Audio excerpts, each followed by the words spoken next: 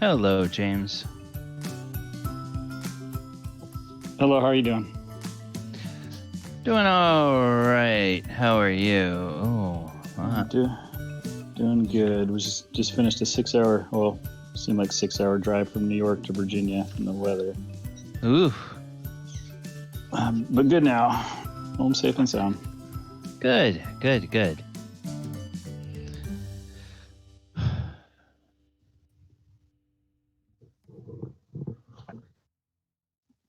I take it you're up in Northern Virginia? Yeah. Yeah, I have a cousin who lives in, I want to say the town's name is Dumfries. Oh, okay. I know Dumfries. Right? Yeah, I'm north of Dumfries. Yeah, when I go up and visit with him, I use his house as my home base, and then, obviously I haven't been up there this year, but then I'll drive up to the southernmost stop for the metro. Gotcha. And I just park there, and I just use the train to go everywhere I want to go in Washington, because there's no point in trying to drive a car in there. Yeah. Yeah. Up until earlier this year, I was taking the Virginia Railway Expressway, which is the commuter rail line up into DC every morning. Yeah, it's like that's nice. I mean, we have kind of a halfway commuter rail thing here. It's one north and south line through the metro Orlando area, and they don't run on the weekends, and they don't run around the clock, and they run like every 15 minutes during rush hour in the morning and afternoon, and they run every half hour the rest of the day. So it's like, yeah, the VRE that I took would do probably 6 north in the morning and 6, 7, 8 south in the evening, and no weekend service and nothing. Like maybe one at midday. So it was. Yeah. My cousin and his wife have season tickets for the Nationals. Oh, okay. So when I go up there in the summer, that's one of the things we always do, is we always go take in a Nationals game. Well, last year would have been fun. Oh gosh, yeah. I mean, the last time I was there, it was like the middle of the season, so it was like June or July. And so of course all the games are in the evening, which is fine, and that park is nice in the evening times. You get some good ambient wind, and everything in there. So and it's a pretty ballpark too. Yeah. And I think they won the game that we were there for, but it was a fun night anyway. Good. All right. Speaking of fun nights, how's everybody doing tonight? I've got to go find the controls and turn off the music and go over here. Greetings. Greetings, everyone. Hello, everybody. Hello, chat. Hello, players. I am DM Galabond. It is 8 p.m. on a Thursday, and I am joined in the Roll20 and on the Discord by our players. I have Chris, I have Mike, I have James, I have Ken, and I have Vernon.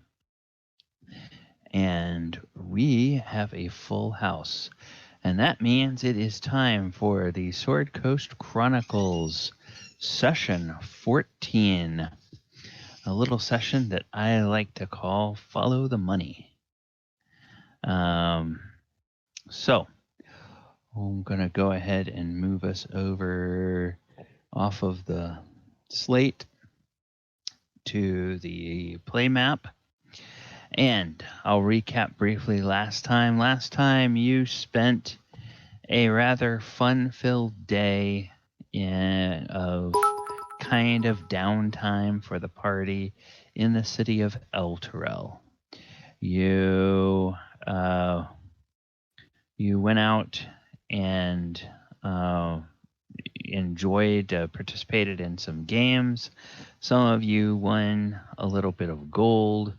There was everything from sort of wrestling and skills with different weapons and different kind of strengths of agility or tests of agility and strength.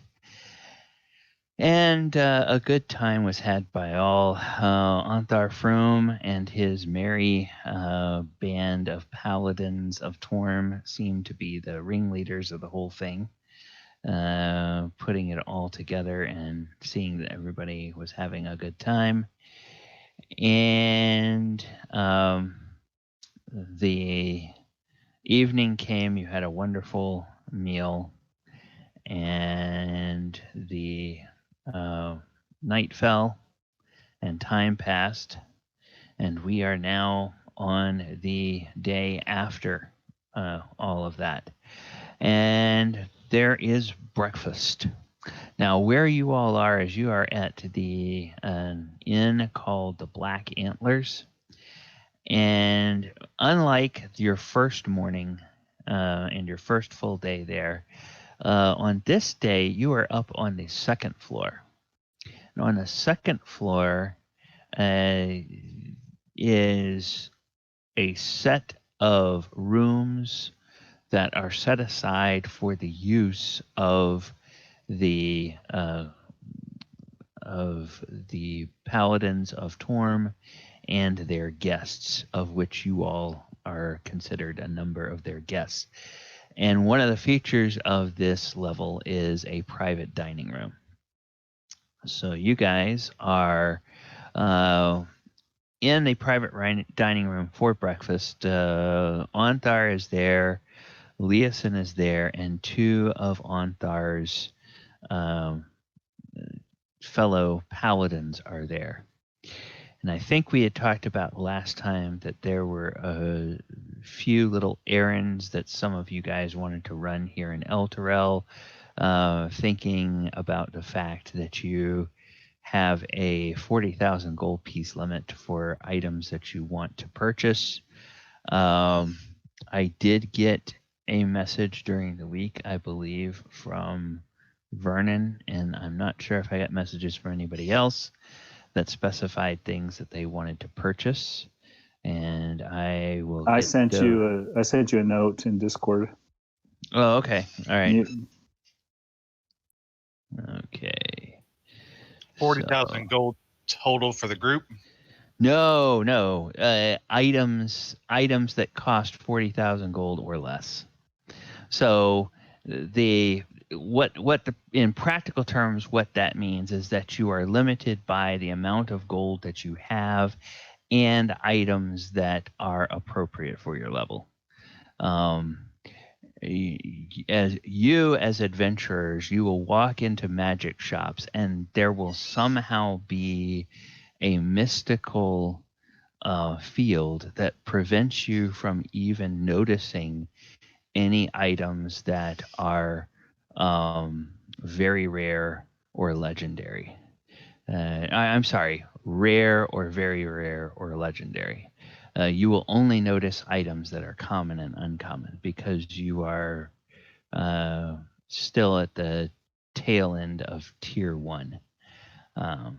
So you have not yet gotten to a high enough level that your characters are able to use rare items, so you just won't find any.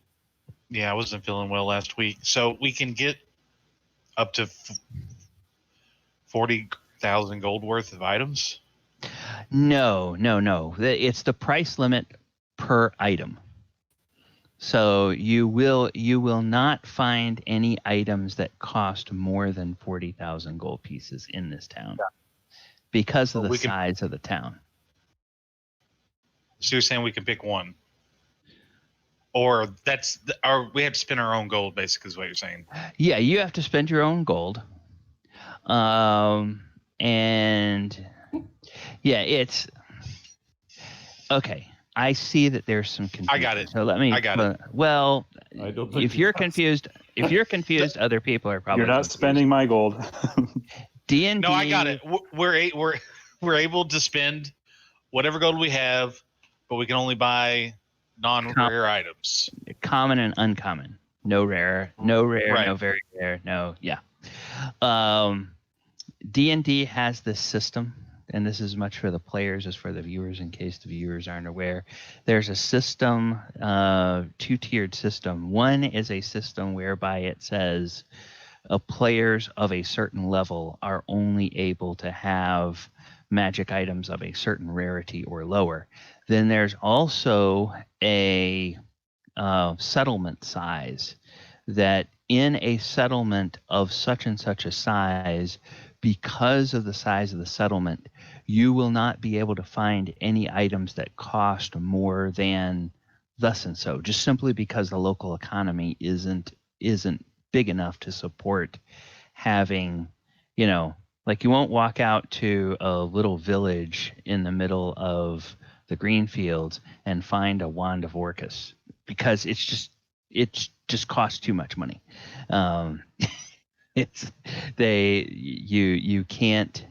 You can't get it there. You have to go to a population center that is large enough with a big enough economy to support that. So that's where the 40,000 gold piece figure comes from, is based on the size of the city of Elturel. Its economy is not large enough to support any items that cost more than 40,000 gold. All right. No, trust me. If there was confusion, it's because of the way it was described. Now, at least once you got into it, yes. Yes. But his confusion came before that. Never mind. So anyway, we will. So I have notes from two of the players. Okay, yes. Excellent. I see those notes and those notes. So, Anthar welcomes you to breakfast, and of course there's coffee and tea, and there's some pitchers of ale for those that think ale is best served cold first thing in the morning. And there's all kinds of food, from eggs and bacon and sausages to waffles and fruit and some sort of concoction that looks like chilled yogurt. So you have all kinds of options for food. And Anthar says, "Well, friends, it was a rousing day of games yesterday, but what do you all plan to do today?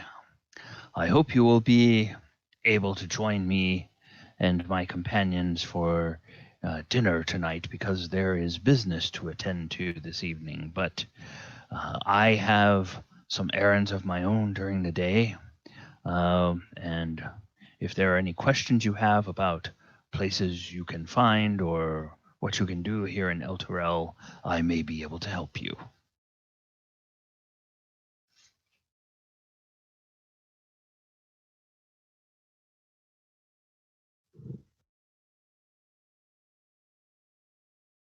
Did someone say dinner? Yes, someone said dinner. I just thought I'd take an easy day. I can't remember, but did he mention last time the plans for the cult? He did not. That's probably the business that he's talking about that you need to discuss tonight at dinner. Oh, okay, gotcha. You know- Mr. Anderson, I must ask of the location of temples for Tyr here? Oh, the Temple of Tyr. Well, yes, you can't miss it. You go towards the center of town where you will see the large keep that is right underneath uh, the gift, as some people call it, the sun, the artificial sun that hangs over the city. And then when you get to the castle square in front of the keep, you go to the north, and that is called Temple Row. And you will find all of the temples to the major gods there, Tyr among them. Falliger has already finished his plate, having been in the military. Pushes his plate forward. Well, I reckon, boys, we ought to do some shopping while we're here.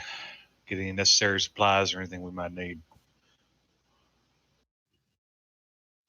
And Anthar says, yes, good idea. You will find markets in several parts of the city. You will find mainly the animals are beasts of burden or travel gear is towards the east gate and the west gate. There are markets there for people that are either just coming into the city or leaving the city. Towards the south of the city is where you will find most of the markets for finished goods, jewelry, and clothing, fine clothing, those types of things. And then near the city gates, but a little bit in from the travel markets, you will find all of the weapon and armor merchants. And then if you are looking for more exotic items, those will be in the same area as their more mundane counterparts. So, for instance, should you be looking for a magical weapon, you will find that near the other weapon merchants. If you are looking for some sorts of potions, you will find that over in the Brewers District, which is down in the southwest corner of the city. And if you are looking for magical items such as jewelry, you will find that over with the finished goods, along with magical capes or cloaks or those types of things in that area.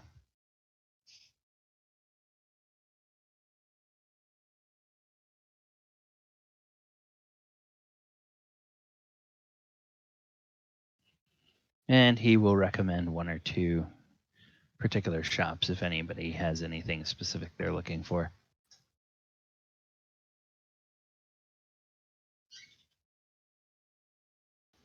I need to make a trip to the local thieves guild when you get a minute. I don't say that out loud, by the way. I'm talking that to the DM.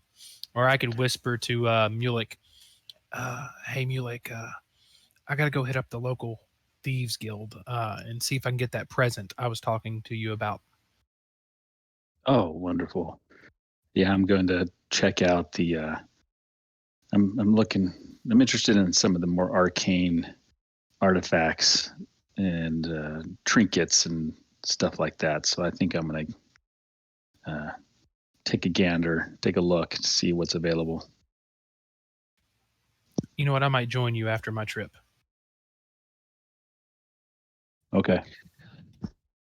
And so Mulek states that he's interested in the arcane artifact type where, cloaks. He probably will find what he's interested near where like cloaks and just unique magical trinket type items are located. Oh, yes. Well, as I said, you will find those over towards the south of the city. There's plenty of items over there. Well, I have Several of us have business over at the Temple of Torm. Regdir, Vinvorth, come, let us go. My friends, I hope you enjoy your stay here in Elturel. We will dine for dinner tonight at 7 bells. And he pushes back from the table and stands up, and 2 of the others stand up with him, and they all go take their leave, going, whoops, they don't fall over. They take How their did you leave. make the token fall over? It's He grabbed the handle. All right, so, okay. He turned sideways. Yeah. All right. So they head out, leaving only Leosin there, and he says, "Well, I must be about my business. I have to go visit some of the bookshops today, on business for Candlekeep. But I will be back this evening and join you all for dinner. I hope you have a pleasant day." And then he gets up and he takes his leave.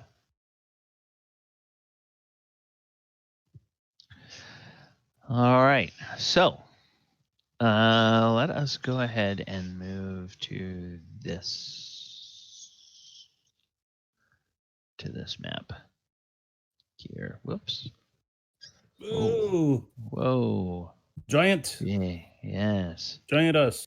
Big, giant, you guys. All right. So,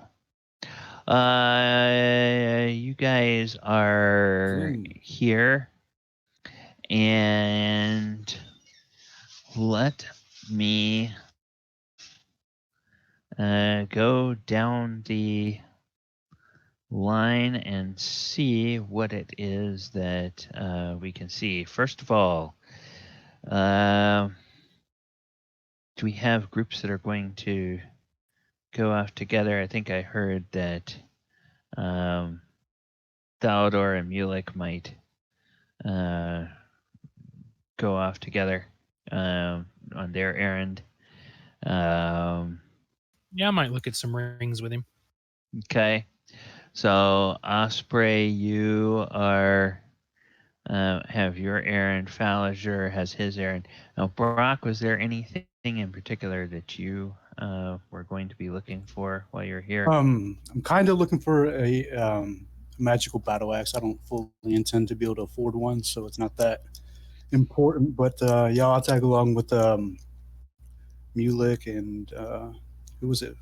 Thaldor? Yeah, me and Mulek.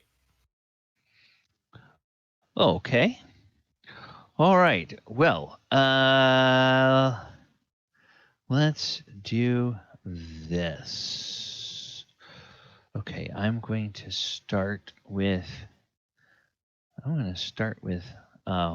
Osprey, because I have one of the lists I have is from him, and so you go off to your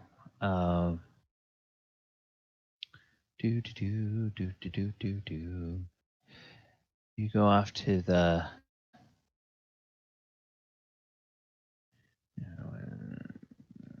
towards the market, and you're looking for a spyglass. So let's see.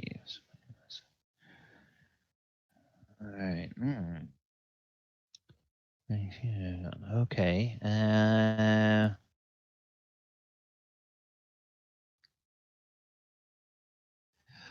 Oh, well. Yes, you go actually to a pawn shop to find this. Because these are somewhat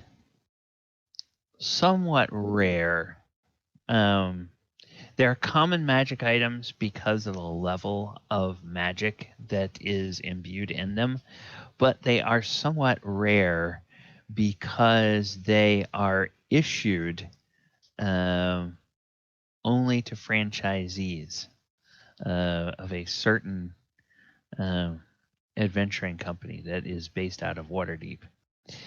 And so there's a limited number of these floating around.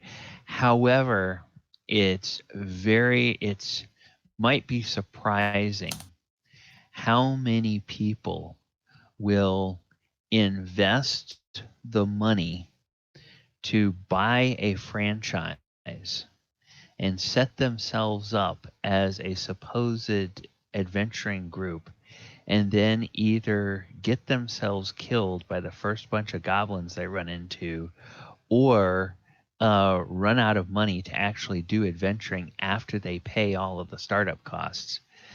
And so then a lot of the materials that they have wind up getting pawned so that they can stay out of debtor's prison.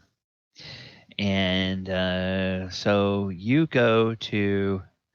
track down some leads in the town, and eventually you get wind of one shop that has one of these.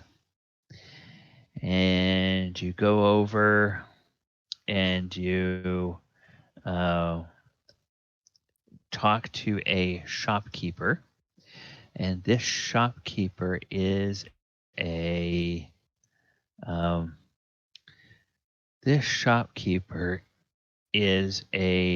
dwarf. And this dwarf's name is Torgron. And all right, so I'm gonna go back to our main. Okay, Torgon's son. Good. Dwarf shopkeeper at pawn shop.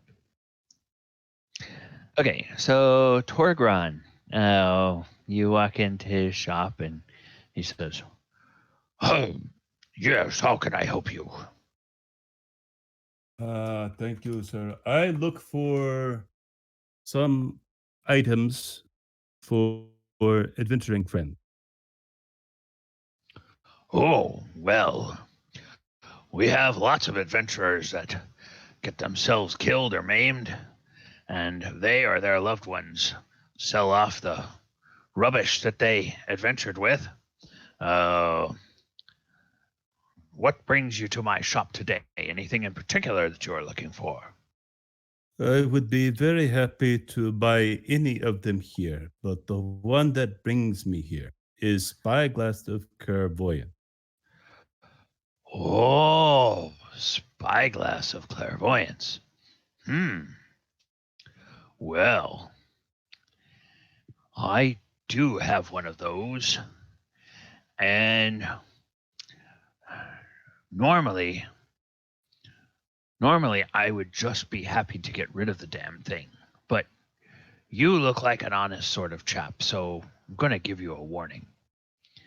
And he motions you to come over towards him, and he gets a step stool, and he stands up on the stool, and he puts his hand up to your ear, and he whispers, he says, "I think that Almondron can watch you through those. So I'll sell it if you want it. But don't do anything to upset Omen." Cool.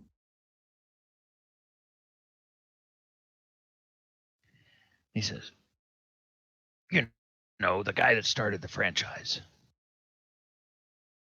Oh, you think they are trapped? Do it is therefore a bad gift. That's very well. Well, I have, to be honest, I'm not sure. But all I know is that ever since I bought that thing, um,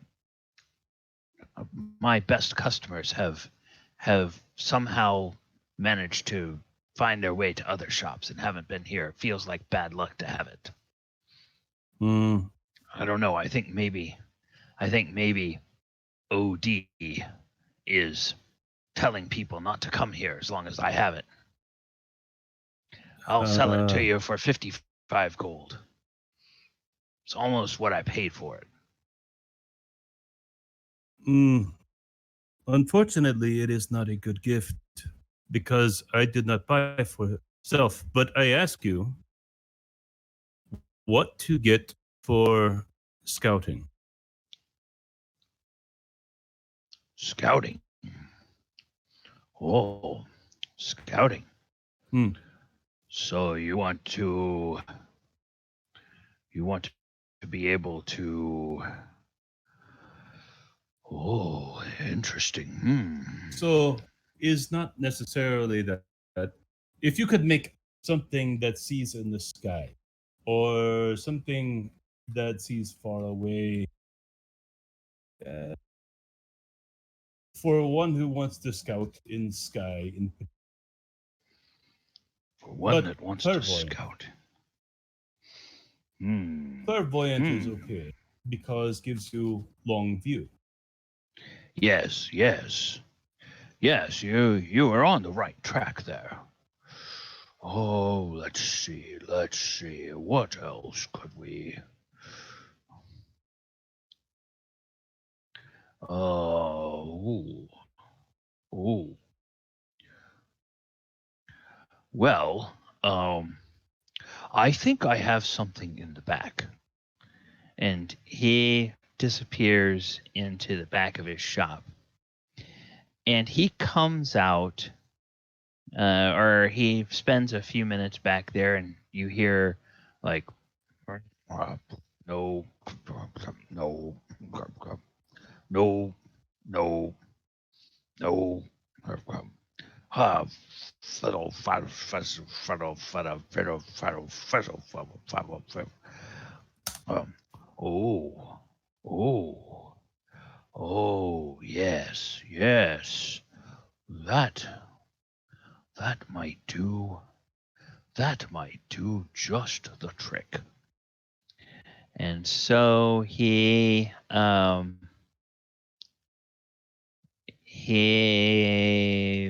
brings out something.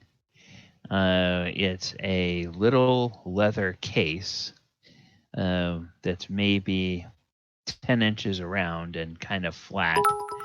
And he opens up one end of it and pulls it back, and there is a headband that is in there that has what looks like a little mask that goes over the eyes. He says, "Now these are eyes of the eagle." And you can see that in the mask there are a pair of crystal lenses that will go over your eyes. He says, "Now with these, you can make out the details of extremely distant creatures and objects that are very, very small. I mean, you can even see the warts on a gnome's nose at 2 miles distance."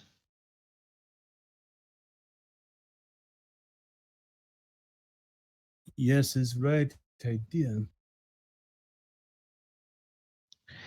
These are eyes of the eagle. They're a bit more powerful than the item you were looking for, and a bit more expensive, but they might still be within your price range. Maybe. I must buy 4 items today. Oh, well, Other things you let's probably have. yes, let's set this aside, and then we'll see the other items, and we'll see uh, whether you have enough to buy all of them. All right. Well, what are What are the other items you were looking for? Tankard of Plenty, Horn of Silent Alarm. That is most important one. And Pipe of Remembrance. Okay. All right. Horn of Silent Alarm. Oh, yes.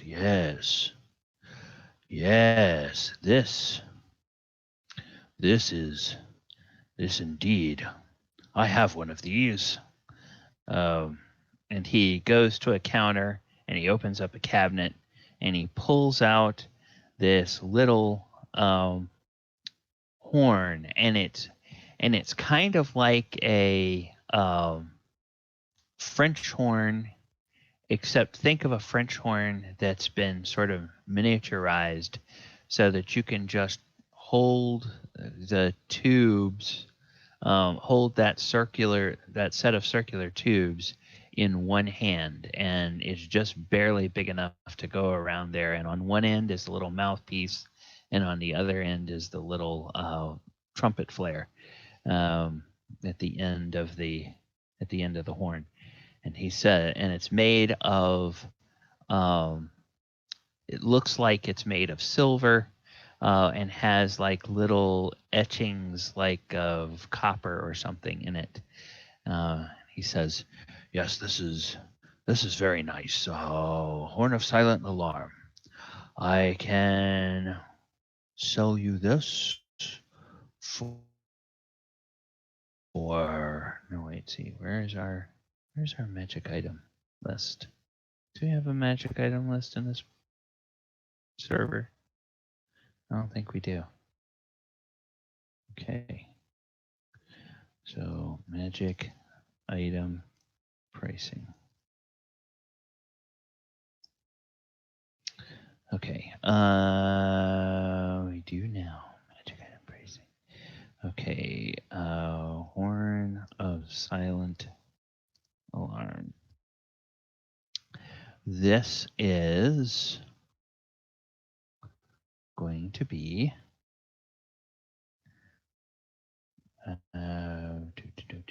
sources, DM's guide.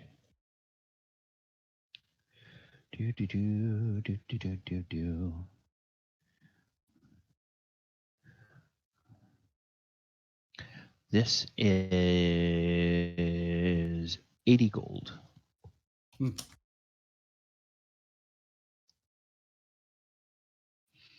Okay. Then the tankard of... Oh, let me go back and go ahead and fill that out. What did I say the other one was? I said the other one was Spyglass of Clairvoyance. 55 gold pieces may be hunted by...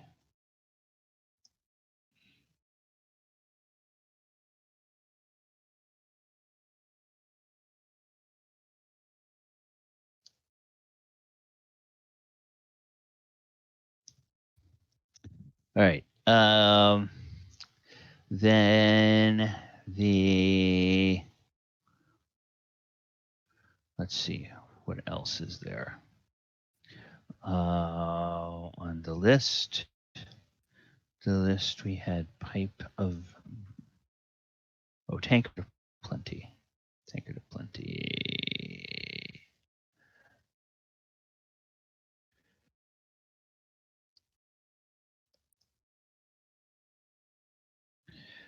Okay. Ooh. Says, oh, yes, I have a tankard of plenty. I found it quite a disappointment, personally. I was told that this tankard would give me as much dwarven ale as I wanted.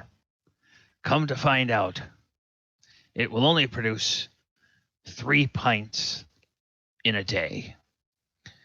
3 pints is less than my daily quota at breakfast. What am I going to drink the rest of the day if this thing is only going to give me 3 pints? For dwarves, it's a bunch of rubbish. For you, maybe not so much. I would, if you're not accustomed to dwarven ale, I would be careful. I might limit my consumption to 1 pint a day. Other races don't have the constitution we dwarves do, you know. And tankard of plenty. He says he will sell that at a loss for what he paid for it. For of 60 gold pieces is what he'll sell it for. And then the last item that Vernon, or that he was looking for, is Pipes of Remembrance. Pipes of Remembrance. Oh, come on. Come on, damn it.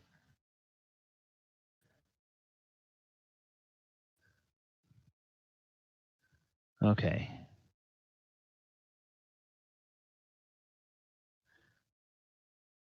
I see pipes of haunting, pipes of the sewers. It's pipe, singular pipe.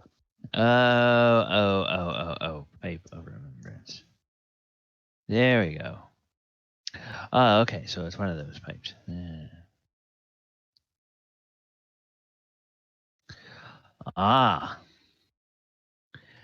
He says, yes, this pipe of remembrance. Yes, I recall that there was a bard who was thrown out of every inn in Elturel and forced to flee the city. And he sold this to get enough money to buy an old broken down nag that he could ride out of town with. Seems that he used to use this in his performances in the taverns. And, well, the stories I heard is that every time he started performing, clouds of smoke started to form around him that looked like him with some scandalous female, and the things that they did just revulsed the entire crowd. So he had to get rid of it. Now, I don't know if there's something wrong with this pipe and that's the only thing it can do, or whether he just lacked the control to use it properly. I kind of suspect that it was the latter. I've heard of others who use these to great effect in storytelling. But you're lucky. He was just here last week. But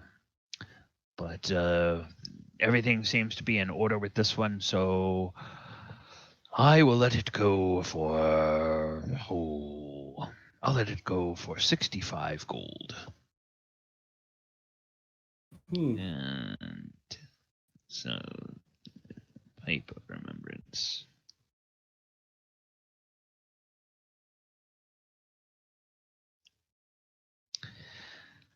Right, and then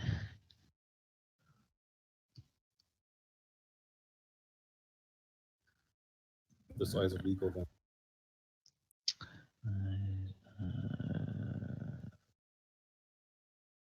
There we go. Is it the eagle? Hold on.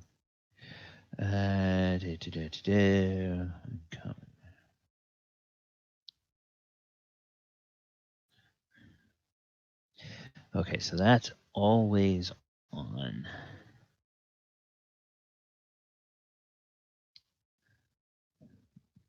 There's no... Yeah, there's no limit on the number of times you can use that one, so that's pretty good. You do have to attune to it, so that's a factor. Eyes of the eagle. Yeah.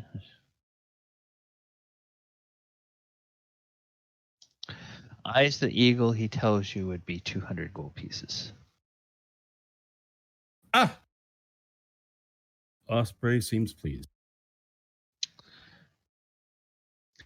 So you're looking at 80 for the Horn of Silent Alarm, 55 for the Spyglass of Clairvoyance, if that's the option you choose. 60 for the Tankard of Plenty, 65 for the Pipe of Remembrance, and 200 for the Eyes of the Eagle. Okay, he gets the Eyes of the Eagle instead of the Spyglass, and it gets the other three. Okay, then mark off the gold. Which is 405. All right. Then let's say there's a random time during the day that all of you guys wind up meeting up. Anything that you guys want to mention to each other? So Osprey, what did you find good in the city?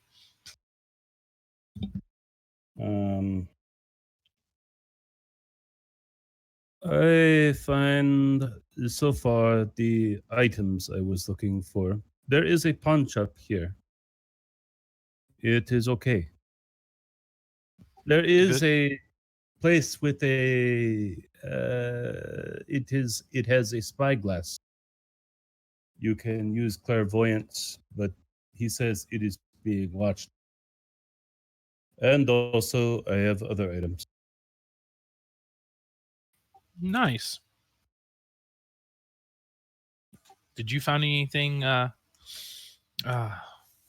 oof, what a day. Did you find anything I know, hold on. Falliger, did you find anything good today? Hey, I'm pretty broke, to tell you the truth. I didn't see any need buying anything. Need a loan? No, not really. I don't need much. Just a little bit of food for my horse. I've got you. Is there anything else you've been looking for? I might just be able to help you out.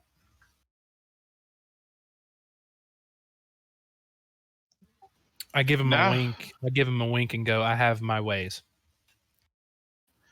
I think we got it covered. That sounds fine. But I'll see what I can pick you up while I'm out.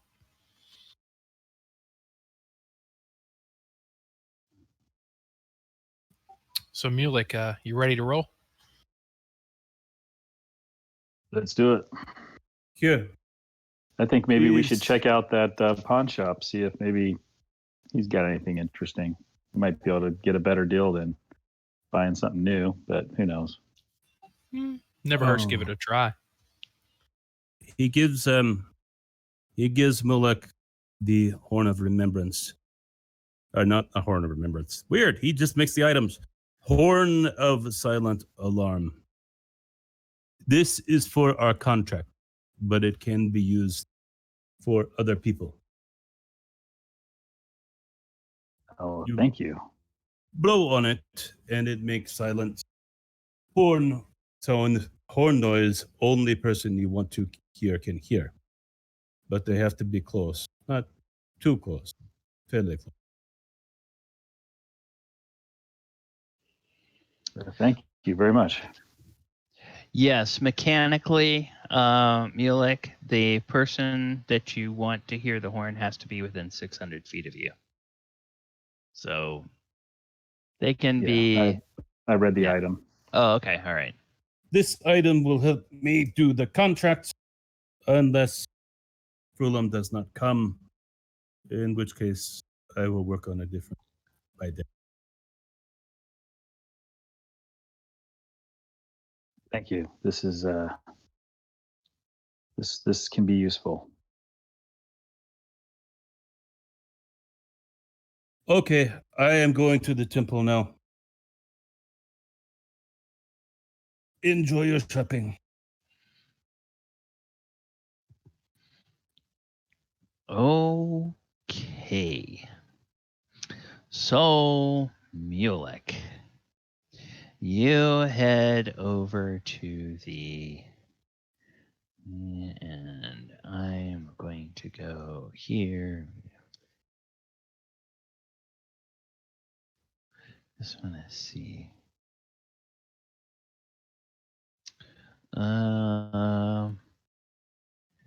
Don't think we have. No, I don't think we had priced that. So, bag of tricks is ditch uncommon. Okay. You go to. You look around. We'll find some reason for you to do shopping at that pawn shop, but he doesn't have the bag of tricks. So I'm just going down your list. You do find that, however, at an area over where they do sell like clothing, and oddly enough, you find it where they have like cloaks and capes and stuff like that. You also have this bag of tricks, and they have. Wait, let's see, which one do they have? Okay, so they have.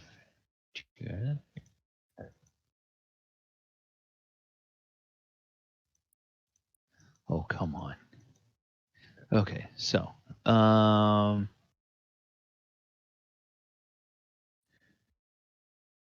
okay, so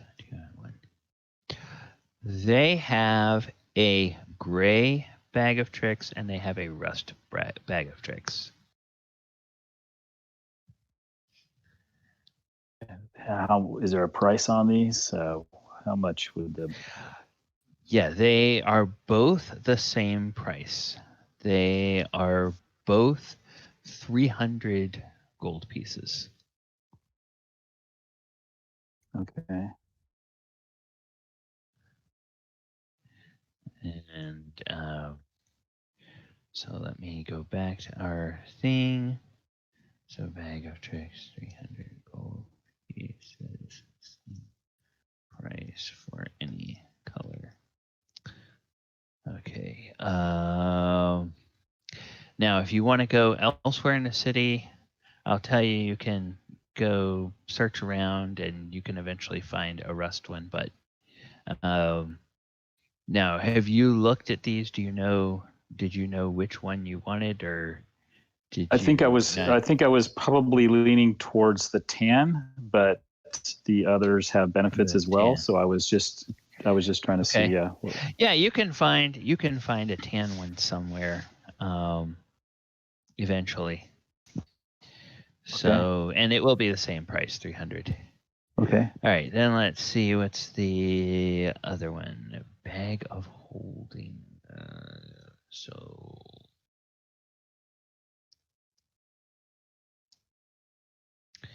Yeah, this is. We can skip this one for now if it'll save us some time. Okay. I guess the I other have thing. I have to get these in here any time, anyways. But go ahead. I guess I want to focus on whether or not I'm able to find a spell shard. And that will determine kind of my next. First, I'll have a question for you, and then we'll see. Oh, it's a common item. Oh,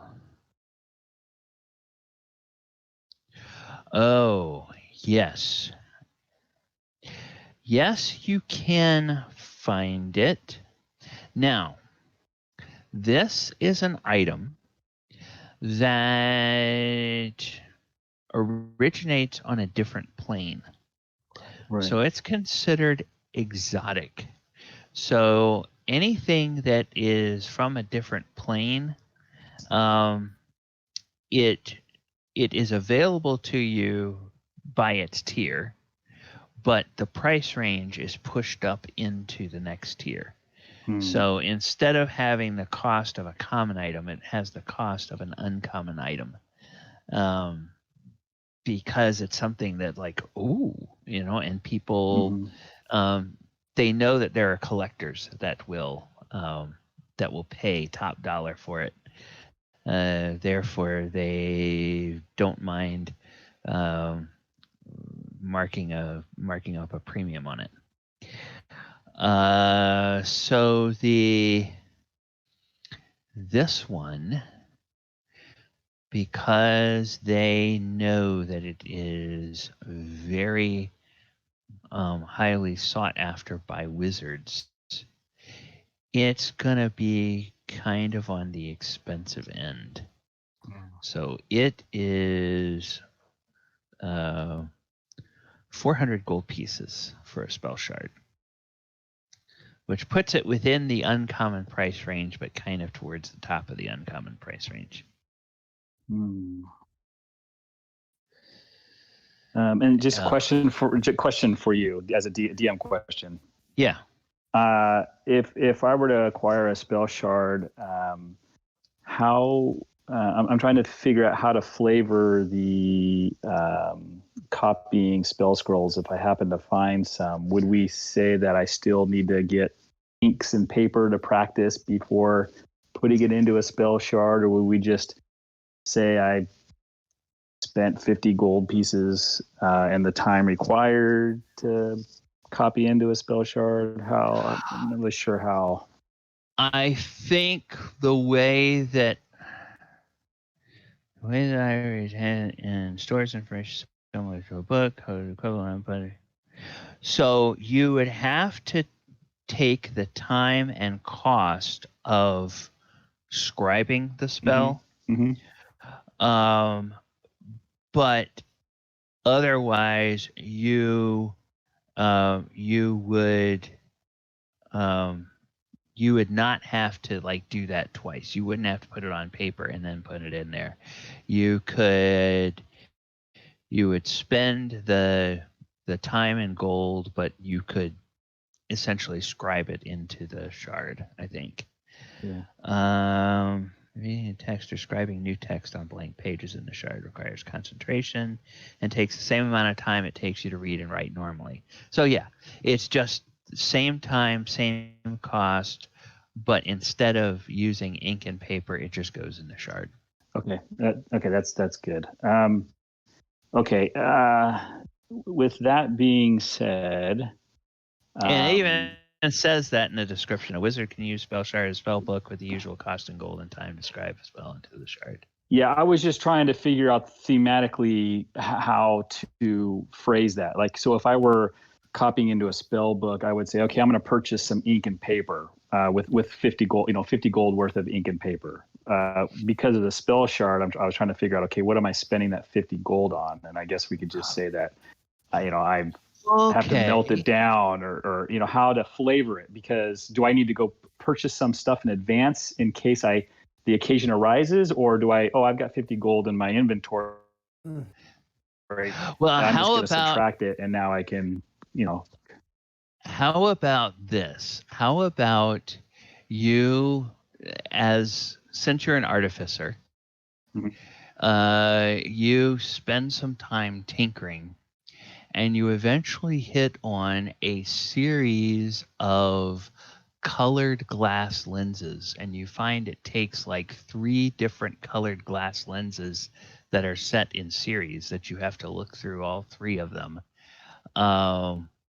And there is, you find that if you burn a particular fragrance of incense, it helps you focus. And so part of the money you're spending is on the incense. Part of the money that you're spending is on polishing these lenses so that they are crystal clear. Okay. And then that's how you do that instead of perfect using the pen and ink. Okay, perfect. So with that, So with where we're at now, am I able to find? So I'm interested in both of the bag of tricks and the spell shard. However, I'm going to need to see if I can find anyone in town who might be interested in purchasing some roper digestive juices. Roper digestive juices. Yes. Okay. You can.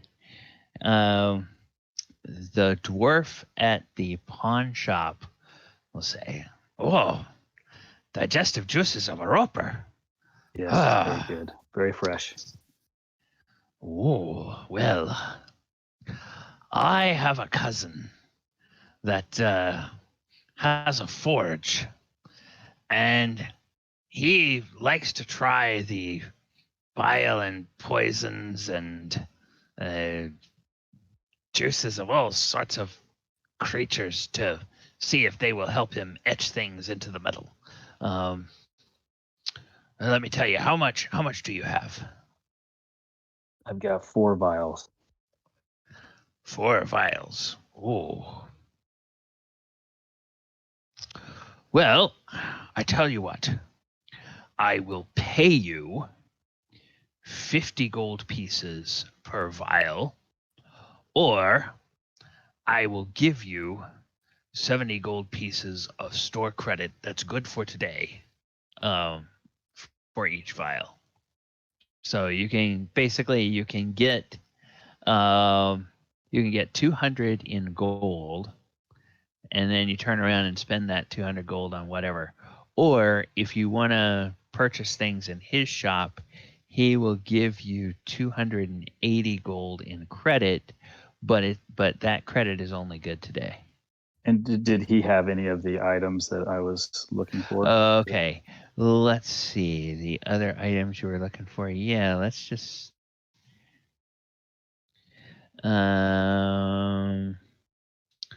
Oh, he's definitely got. This guy must have something for eyewear because he's got the goggles of night.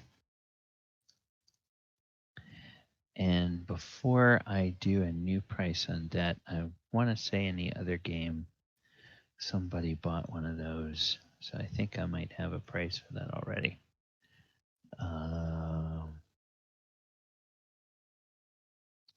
No, I don't. Oh, it was in this game. The last campaign. In the last campaign. Mm-hmm. Yes, and it was a you didn't have to buy it. We found it. Mm-hmm. Yeah, it was a magic item. Okay, so goggles of night are uncommon. Okay. Don't I have a pair of those? You do. I've admired them. Did you write down at some point what you paid for them? No, because you inherited them. Those are the ones that came from the other campaign, so you didn't buy them. Yeah, Uncle Dorsifear gave me those. Right. Okay. They're not. They don't. They're handy, but they're not all that fancy. So let's go ahead and let's call those. Goggles of Night are 180 gold pieces. And then let's see the last thing.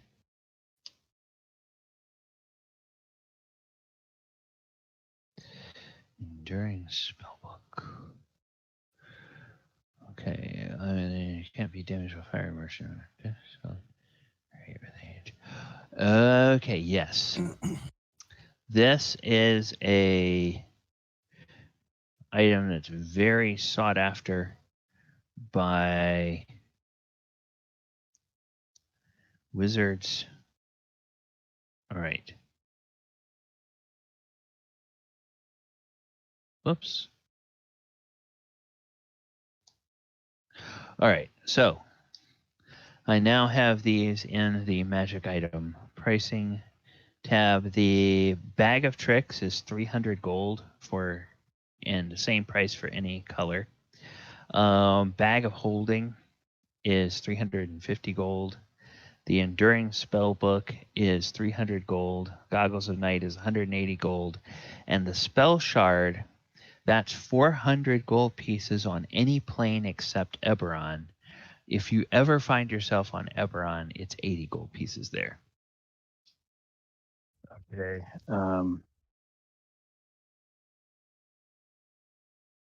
What I'd like to do is, And to me, unless you have specific different purposes for them, to me, I think the Enduring Spellbook and the Spell Shard are essentially the same thing. Correct. It's just in different formats. Yes.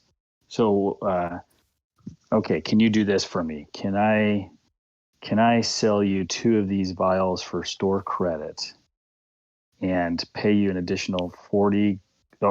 So 2 vials Times for store 70 would be 140. 40, You'd get yes. 140. And I will pitch in 40 of gold and purchase the Goggles of Night from you. Certainly. And can I sell the other 2 vials for just the 50 each? And so you'll take 100 gold for those? Yes. Okay, so mark those off. Mark off, I guess net you're going to add 60 gold and give yourself the Goggles of Night. Yes. And I would like to go back and purchase. Oh wait, did I add this right? No, I get net. Oh wait, let me make sure I'm doing this right. I had it written down. One.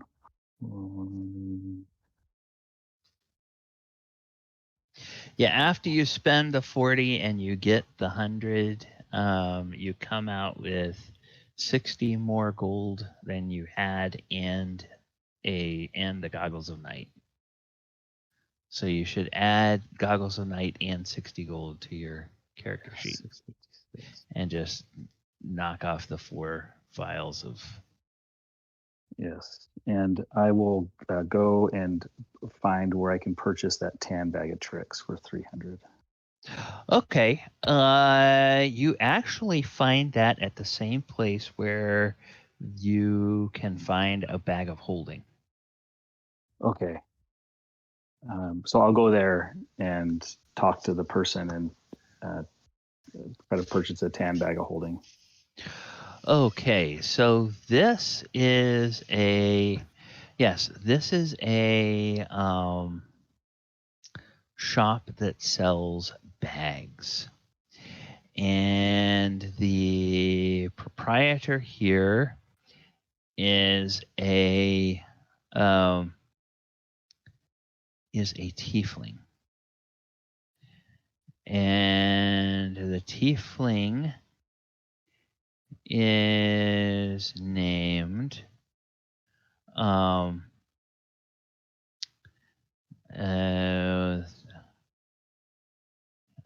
trying to find a good name for her.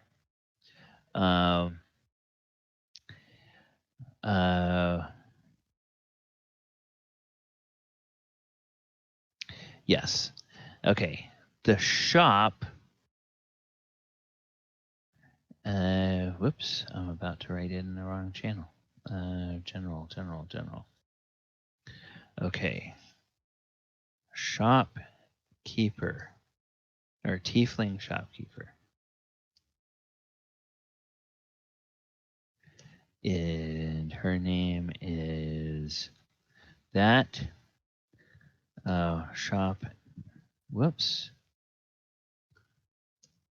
Shop name is.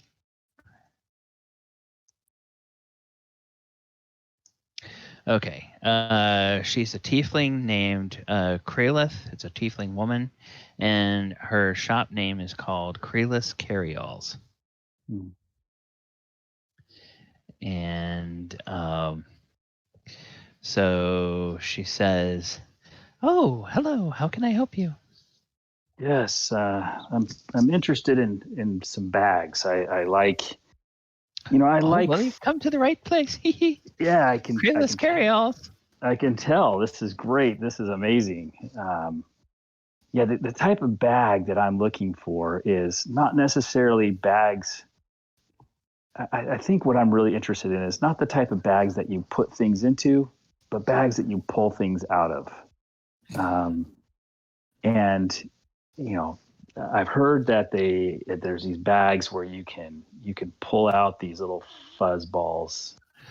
Oh, bag of tricks you're talking about. Yes, that's it. Yes. Oh, yes. Well, I have several. I have several bags of tricks. I have 2 of the rust-colored bags and 3 of the tan-colored bags. And now you'll see that they have. And she starts walking over to a display wall that has these things hanging there. And she says, now you'll see that they have different designs on them. The artistry and craftsmanship is just exquisite on these bags. And if you don't stop her, she will go into a spiel about the village where the artist grew up and how they learned their different crafts with the different sort of pigments that they use and that type of thing. And you'll probably be asleep by the time that she's done. The tan. I think the tan will go well with my outfit. Can I see one of those tan ones? Yes, and then she looks at you, and she looks at one of them, and she looks at you, and she looks at one of them, and she looks at you. She puts her finger on her chin. Oh, just very trust me. thoughtfully, Just trust me. and she reaches for the second one on the rack, and she brings it over, and she just sort of holds it next to your outfit, and she says, yes, I believe that the accents on this will go perfectly with your wardrobe. Now, is this your normal color that you wear, or are you normally more of you favor more dark clothes or lighter clothes than what you currently have on? I'm more of just an earth tones, just standard, nothing too flashy. Flashy. Yeah. Oh, that's wonderful, dear. You have such good taste. Yes, this will do nicely. And I look in to see if I see what I would expect to see in one of these bags, because I've heard stories of these bags because of my history and background and artifacts and arcane. So I look in and do I see what I expect? It looks genuine, and you can give me an Arcana check. Okay.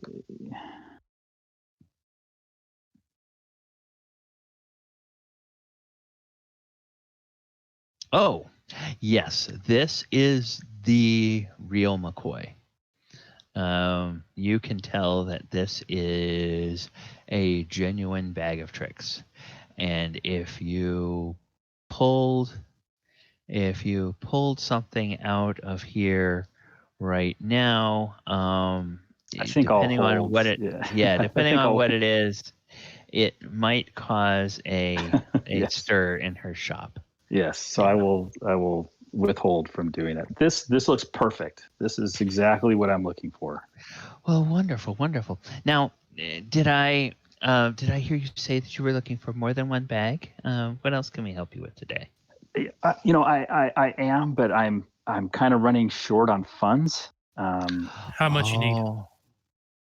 Well, I'm what I want to get. I don't think I don't want to get another bag here. If I have funds, I'd get something else. But I'm whispering this to Thaldor if he said that.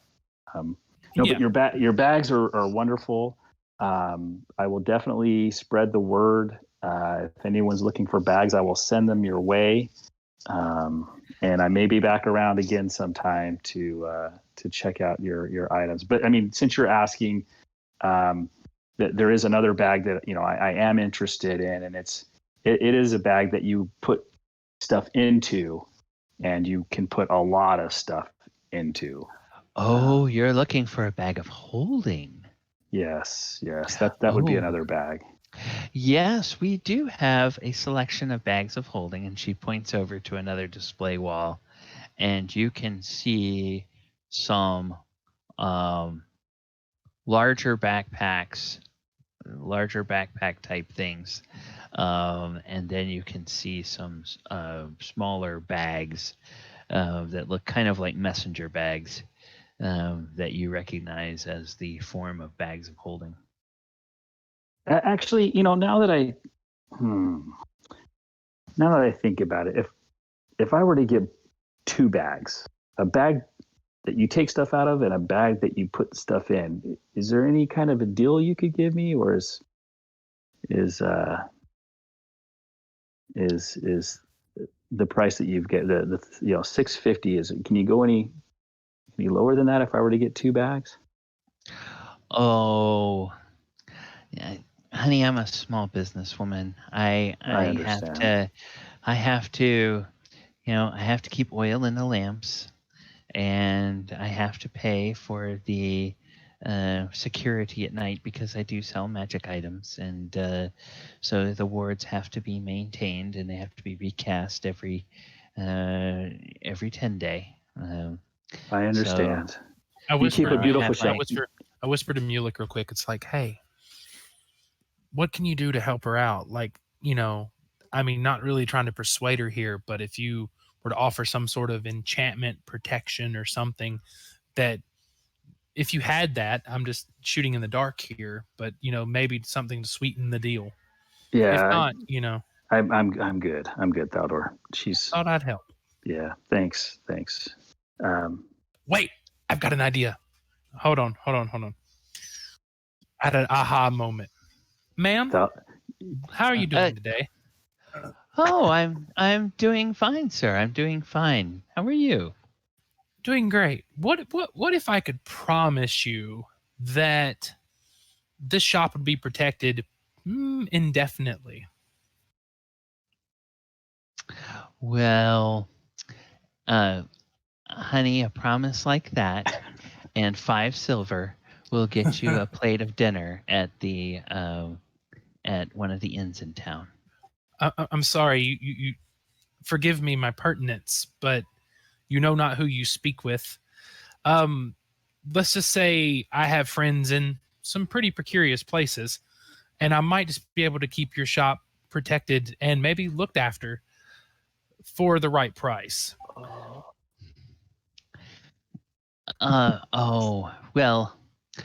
Well, now it sounds like we're talking about contracts, and No contract. This is it.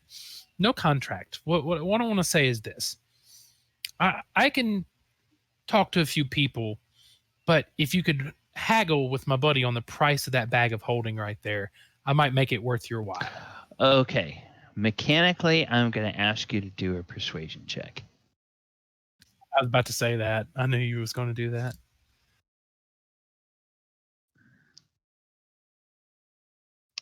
$14.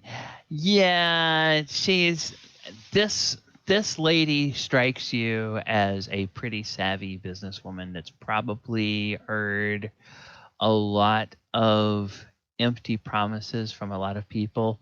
You don't get the feeling it's you. You get the feeling it's more she's heard this kind of thing before. I'll throw 75 gold down on the counter.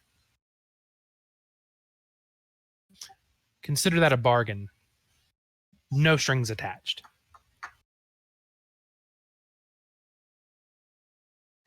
And she looks at it and she says,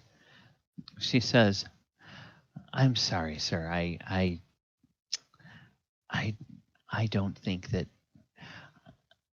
I know you well enough to enter into any sort of agreements." I tap Thaldor on the shoulder. I'm like, hey, it's okay. It's all right. And she fine. pushes the 75 gold back towards the other side of the counter.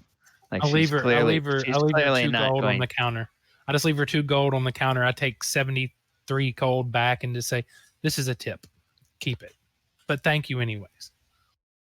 Krelith, truly, Krelith, thank you. You've got to find shop, Yes, she does. I may find myself back here again another time. Thank you so much for your Oh, yeah. assistance. You're welcome. You gentlemen have a lovely day. And I tried, Mulek. I tried hard. It's all right. It's all right. I didn't really have my heart set on another bag anyways. I thought I'd give it a shot, but it wasn't all that important to me. But I appreciate it. Anything for a friend. Speaking of friends, I might need you to come with me somewhere. Sure. Where do you want to go? okay. Before we go more on that, let's go back and reconnect with the group. Because Chris and Ken haven't had a chance to do much, and Vernon's been silent for quite a while. So we find ourselves all back in a little group, and you guys are all together. So, anything you guys would like to discuss with each other? I give Ken 20 gold. Ballinger, hold your hand out. All right. Better yet, I give him 50 gold. Here, go get the supplies you need. I mean, I got money, friend. I'm just saying, I couldn't go expensive shopping. Well, still, I feel better. Here's 50 gold. Go get what you need. All right. Thank you, buddy.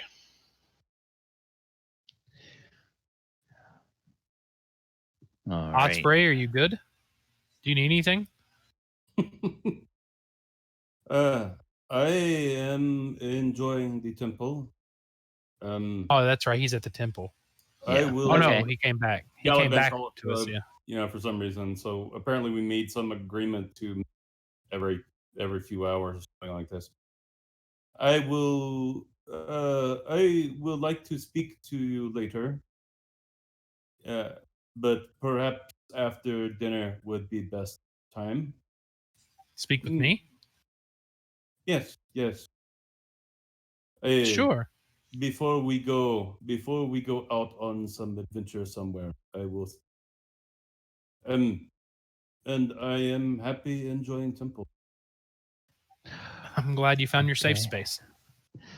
Okay. And Brock, remind me what you were going to be looking for, if I was anything. going to go take a look at the magical weapons. That's right. Well, yes, you can find large amounts of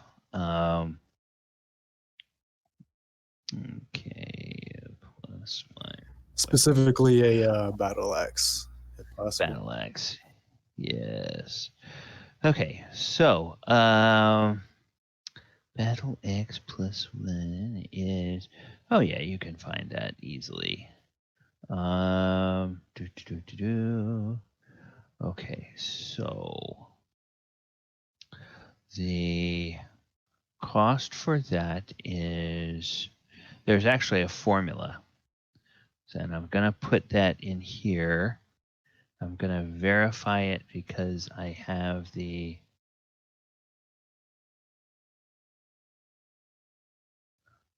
okay, so, yeah, magic weapon. What do we say? I think we said in the other game, I think we said it was 100 gold to make it masterwork, plus the price of the normal weapon, which for a battle axe, the price of a battle axe is 10 gold, so that brings it to 100 gold. And then it was 100 extra gold for the plus one. Is it only +1 we have available to us at this level? I Or think all? so, because I think weapon plus one. Yes, uncommon. Yes. And the so plus common 2 will and uncommon. be rare or something. Plus 2, I believe, is rare weapon. Plus 2 is a rare, yes. Okay. So you have to wait till tier 2 to get that. So what was the total price? 110 plus 100, so 210. Oh, that's a steal. Yeah. So let me go over here and any plus 1 weapon equals 100 GP masterwork plus base weapon price plus 100 GP for the enchantment plus 1. Okay, so that is your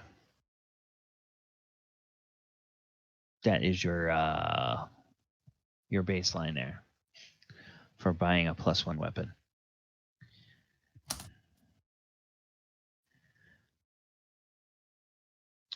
All right. Okay, so let's go then over to the Temple of Tyr.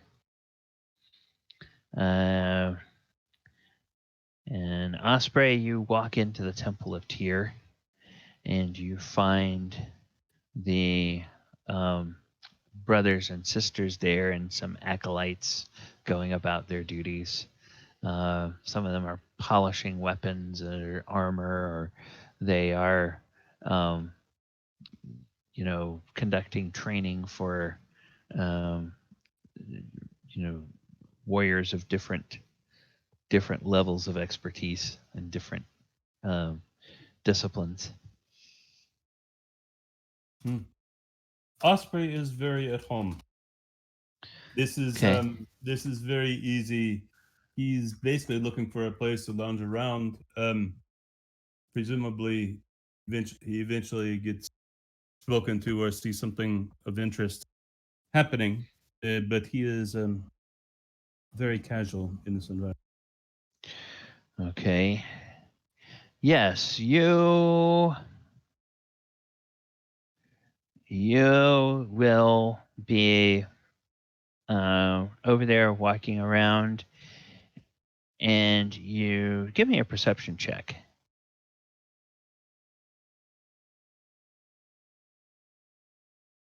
That's the thing.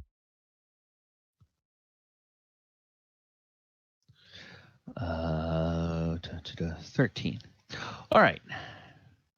So you notice while you were there, the sound, because this person is not trying to be stealthy, the sound of booted feet and the distinctive clink of chainmail that is walking up to you in what seems like a very martial or military sort of gait. And you hear these footsteps approaching. Okay, so they're approaching him. So apparently they were before him. They were like behind him at some point. So he turns around and his hands are just at his sides and he smiles. And Hey. what you see before you is you see a half-orc female that is wearing chainmail, and she has a sort of a tabard over the chainmail that has the symbol of Tyr on it, and there is a secondary symbol on the shoulder of her tabard that identifies her as a cleric of the basically a temple cleric that serves at the temple and provides temple services to devotees of the god. And she walks up and she uh, sees you, and she puts her hands to um, to her breastbone, and she just gives a little bow, and she says, "Welcome, friend.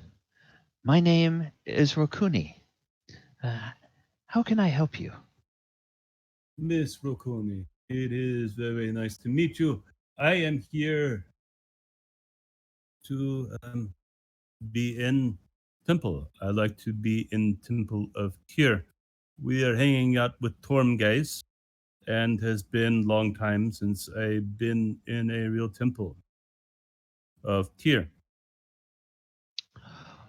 Oh, so you follow our Lord? I am Paladin of Almighty Tyr. Only beginner. Oh, well, actually, okay. If that was the case, then you would have something with your holy symbol on it. So yes, of course, she would notice that. Oh, brother, it is wonderful to uh, it's wonderful to see you here. Yes, the brethren of Torm, they can be a bit taxing to be around.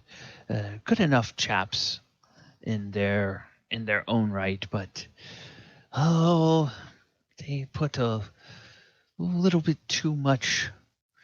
I think they have a little bit too much fun meting out justice.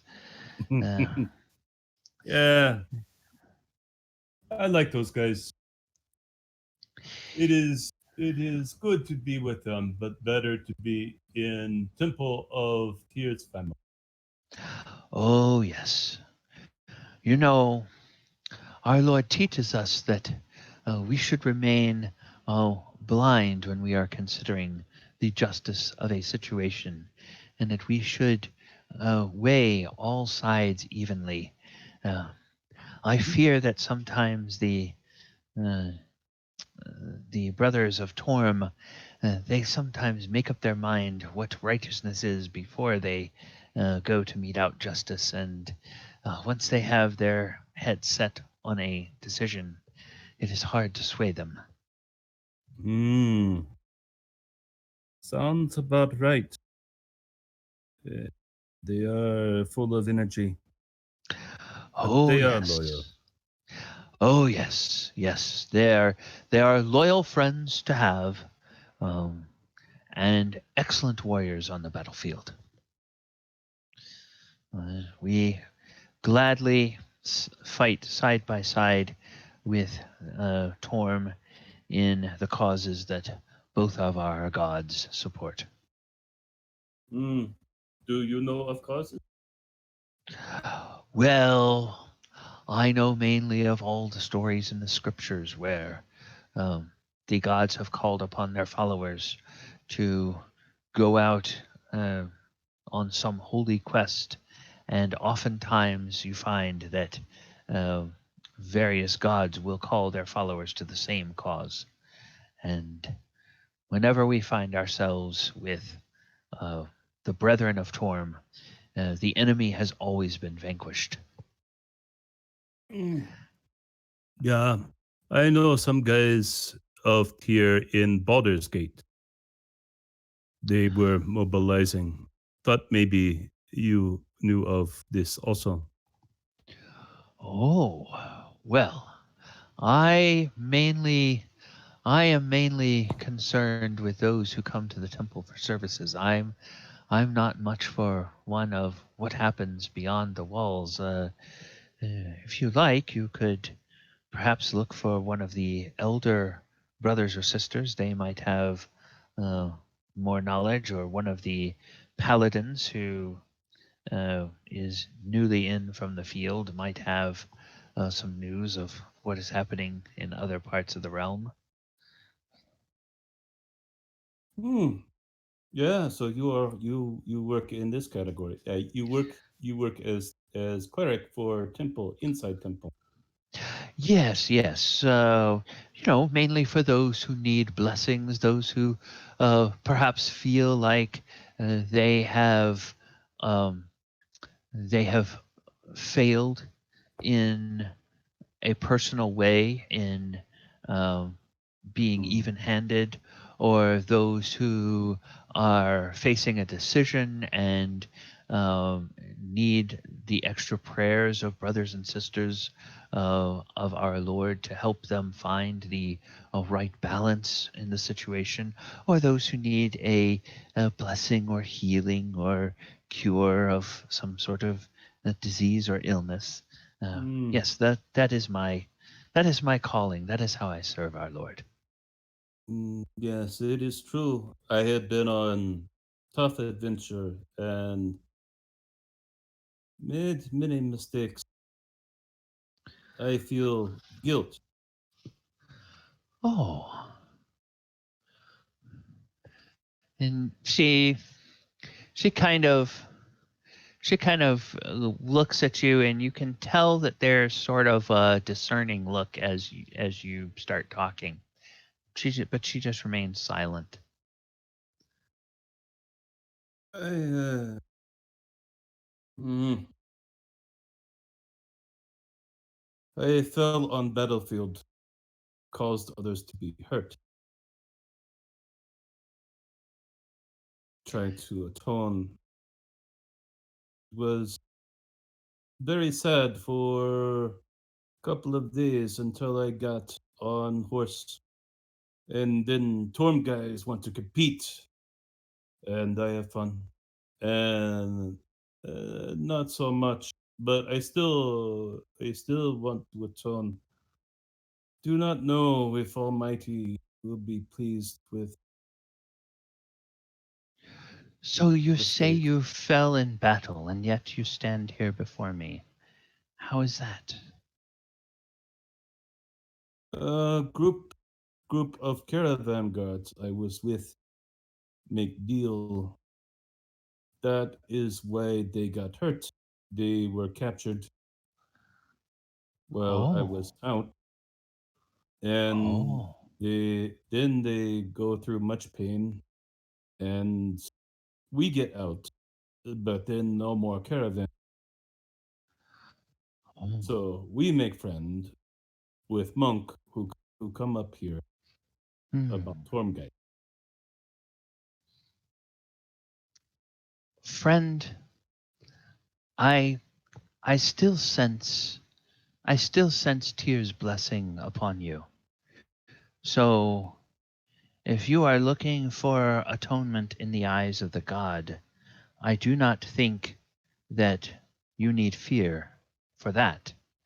But also in your story, I see something of the even hand of our Lord in this situation. Consider, you fell in battle. That weakened your opponents so that they had no choice but to surrender. And yet, when you came back to them with your strength, they found a way to escape the bonds. I think this was perhaps a sign from Tyr to you and perhaps their group that there are going to be trials and there are going to be victories. And in the end, what is important is that justice is meted out fairly, and that suffering is atoned for through joy.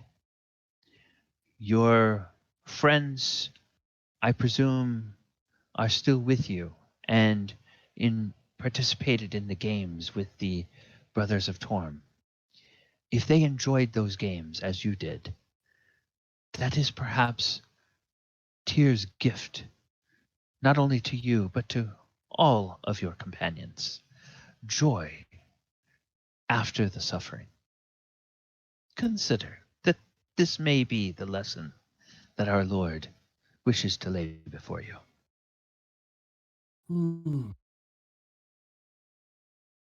It is cool. It is cool to hear something like that from half orc.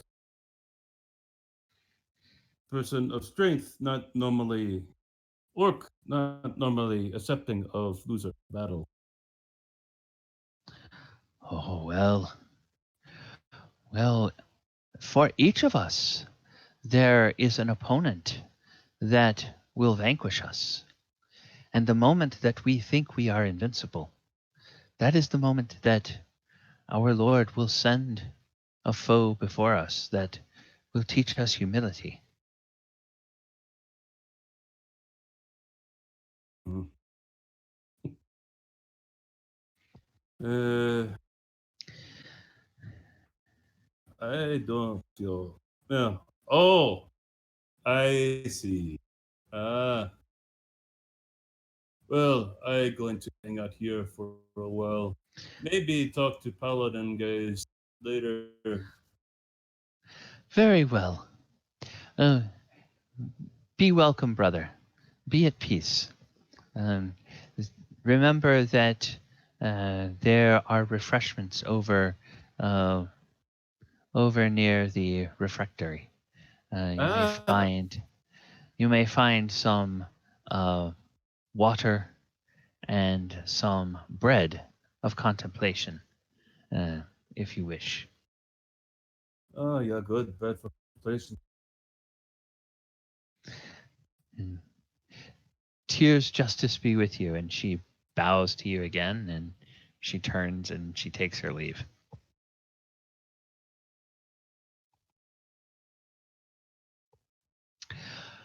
All right. So we go back to the shopping trip. Let me just double check. You guys are still hanging out together. Mulek and um, uh, Thaldor. Mulek, were you going to look for anything else or not? Or do we want to move to Thaldor's? A really quick question. Errand. Hopefully, it's a quick answer. This will determine whether or not I try harder to get a spell shard. So just so that I want to make sure I understand. If I were to get a spell shard and start using that as a spell book, Mm-hmm. would I need to? Would it cost me 50 gold pieces and 2 hours for each spell I currently know in my current spell book to transfer to the spell shard? That's part one question. Then part two is, for each new spell I learn going forward, would that need to go into a more traditional spell book and then an additional 50 gold pieces in 2 hours to put into the spell shard? Okay. Answer to the first part of your question is yes. Okay. Yeah, it's like anytime you scribe a spell into a spell book, and essentially the spell shard acts as a spell book.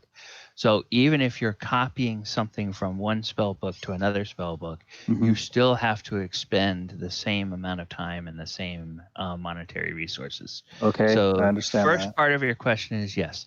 Okay. The second part of your question is no. Okay.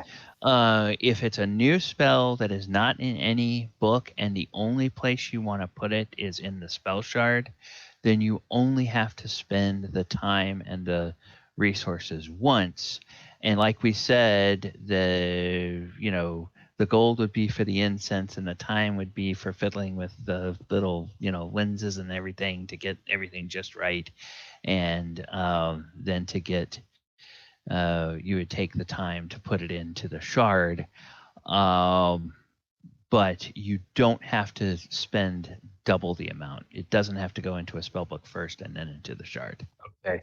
So with that, am I able to find anyone who would purchase? I'm able to find out how much I could possibly get for one potion of cold resistance. Am I able to find anyone who might be interested in purchasing that from me? Or trading. Potion of cold resistance.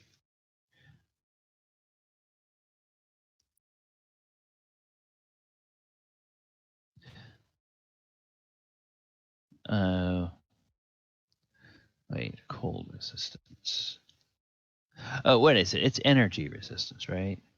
No, I have a potion of cold resistance. Let's see. Wait. All right, come on. Probably the old name. Oh, maybe. I think Magic it's under potion of item. resistance and 5, but it's got many deviations of resistance under that description. Potion. Oh yes, it's a potion of resistance, but it's the damage type is cold. Right, potion of resistance. Used to be called potion of cold resistance. Uncommon. Okay, you gain resistance to one type of damage for 1 hour. All right, so potion of resistance. That is an uncommon, so that would be that's pretty useful. All right, so because it's a consumable, its list price is half of what a permanent item would be. And anytime you sell a magic item, you can get half of what the list price would be. So you can get half of what you would pay to buy it, basically. So they will pay you. Let me do this. I need to see. This is what I need. Is that you can find and you can canvass several shops and they all give you the same price. 62 gold and 5 silver is what they will pay you for the potion of resistance. Okay, I'm gonna go ahead and sell that, and then go get the shard. Okay. All right. So you can go get the spell shard. Okay. Excellent. Thank you. Perfect. Now, you always have. All right, you haven't bought the other book. I was gonna say No, I didn't. It was. Yeah, I knew it was going to be one or the other. The reason why I wanted the spell shard is because it's more better protection from everything than just if I go swimming, I don't want my spell book to get wet. And it's also a lot more convenient to lug around. It's just a hunk of crystal instead of a big, huge, bulky book.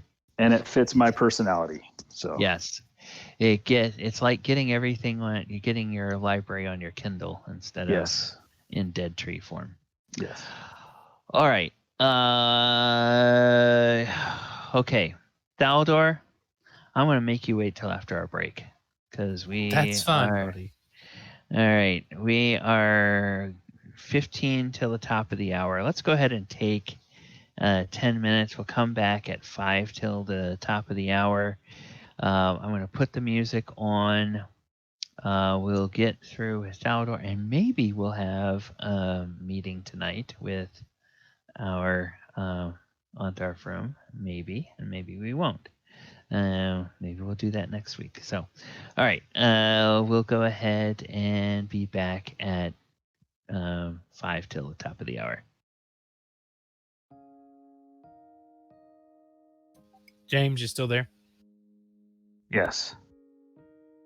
Meet me in general chat real quick. All right.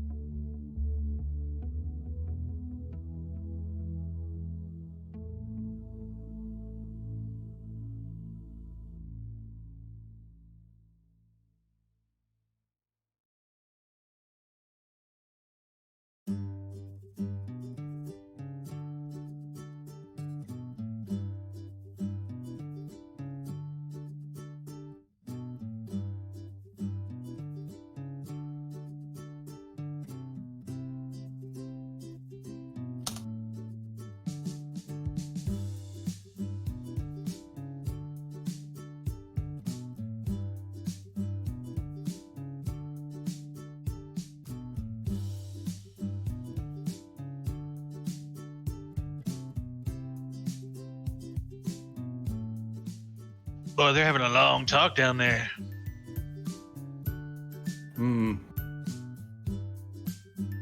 Well, he's not back yet.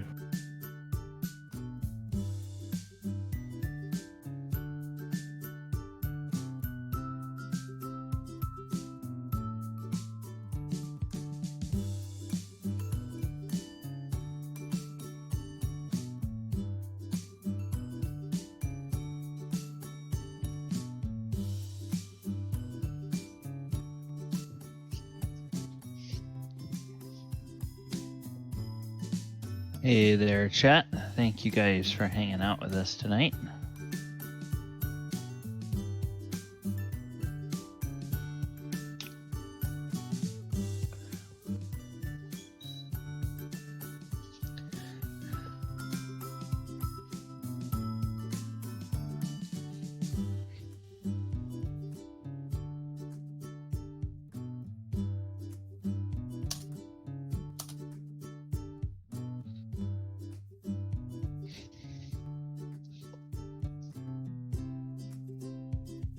What's up, everybody?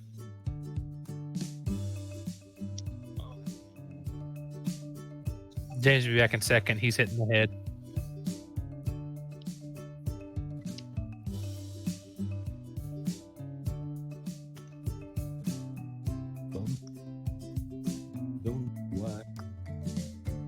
I'm going to make up a song now. I'm doing because I keep hearing this. So I'll think about it pointlessly and make a sound and drive you mad. Okay, well, it's time. And that, friends, is a little ditty called Daily Beetle by Kevin MacLeod. God, no, man. Next time I hear this, I'm going to be making up tunes about Beatles. Now you've given me a theme. I didn't give you the theme. The composer gave it a name. I'm just repeating what he called it. So, all right. Let's see here. There was one more thing I was going to be doing here.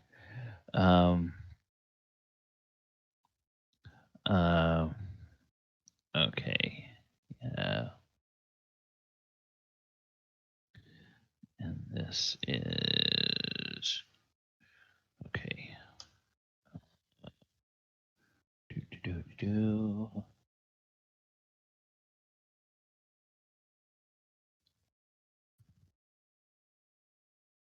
All right.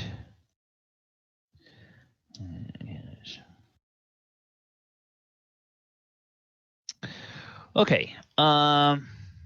So, Brock,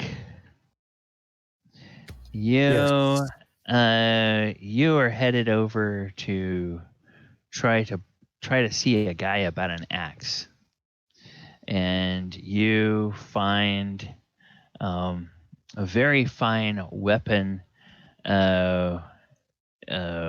merchant over near the, let's call it the east end of town.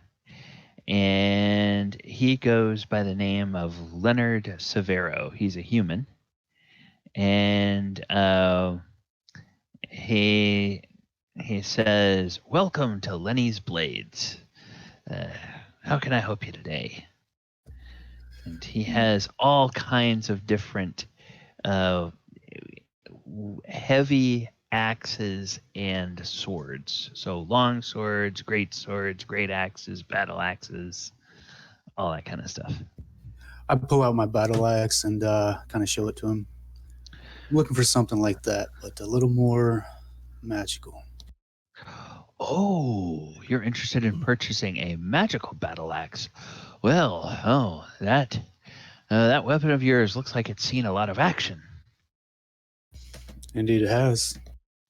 Ah, okay. Well, yes, come. And he says, so now do you prefer the two-handed style or the one-handed style? I mean, Just the one hand. just the one hand. Okay. Now, a lot of people will tell you that any battle axe can be used with two hands or just the one, and technically that's true. However, I have noticed that different craftsmen make their axes with slightly different weights so that they seem to fight better as either a one-handed or a two-handed version, even though to the untrained eye they may look nearly identical. So let's go over here. I have these arranged, and you can see that he has a number of blades, and they range in form from being rather simple looking, although extremely well made weapons, to ones that have a little bit of fancier ornamentation and a little more notches and hooks and flares on the around the edges of the blade and whatnot. And then there's some that have lighter colored handles and some that have darker handles, and some have items, like etchings or sigils inscribed on the handle or etchings on the blade. But he has about 5 of them that are all +1 battle axes, and mechanically they're all exactly the same. Okay. Brock will make his way over to the most stylized, and specifically if there's one with any sort of like bear claws or bear engravings, he'll definitely take notice of that. There is one where the kind of the backside of the axe, sometimes they have like a little spike off of the backside of the axe, and this one, instead of having a single spike, it's got 2 spikes, and the way those spikes are curved, they remind you of bear claws. About this one here, does it have a name? What I can tell you about that one is that that was made by a very talented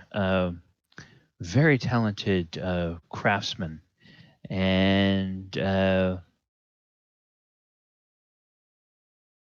his name, he goes by the name of Harbert, and old Harbert makes some of the finest blades that I have seen.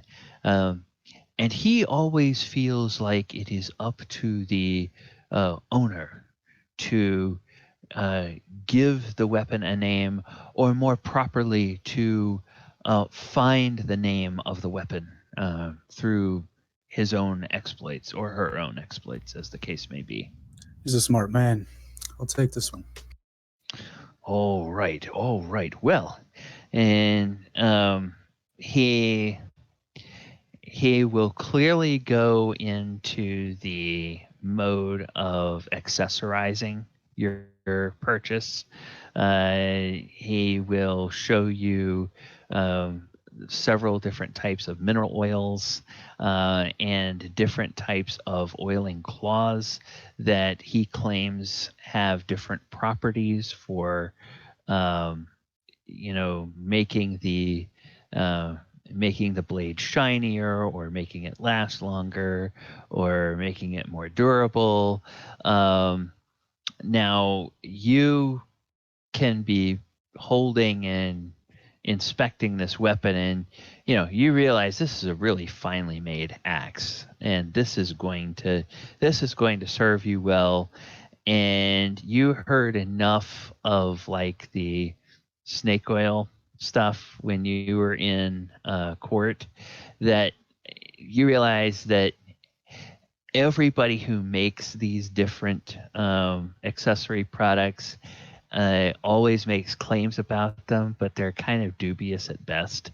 Um, Perhaps it has some sort of placebo effect that makes you think it actually keeps the axe sharper or makes it more durable. But at the end of the day, that's really more about how you take care of it than about any accessories you buy for it.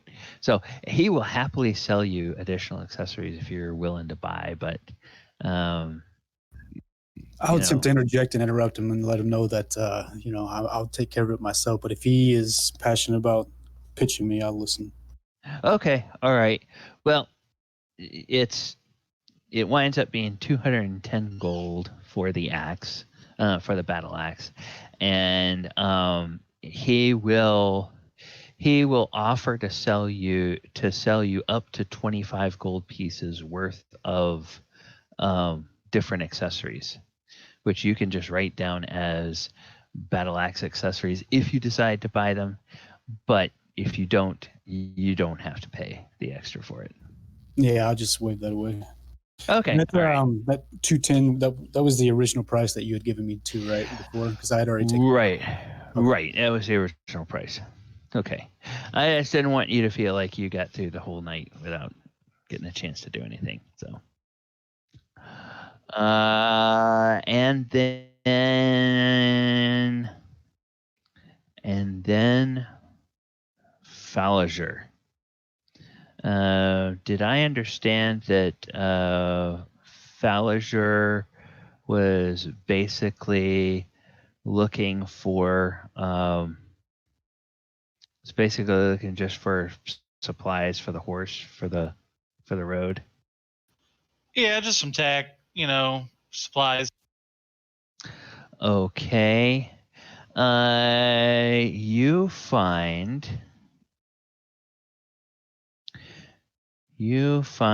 a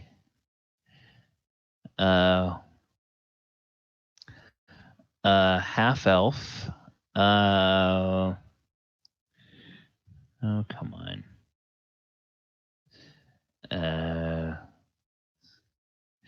Yes.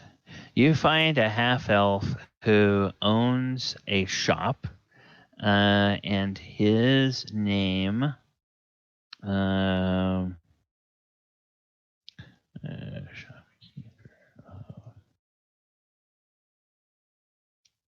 His name is Syphilor, and he is the proprietor of Syphilor's Saddles.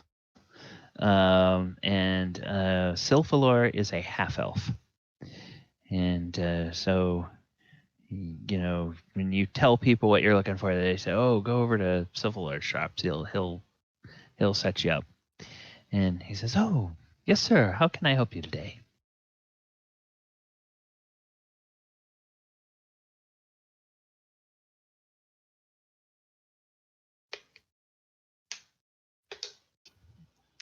Well, I'm just looking for some supplies for the road, maybe some food for my horse, and Oh, some beans, bacon, things like that.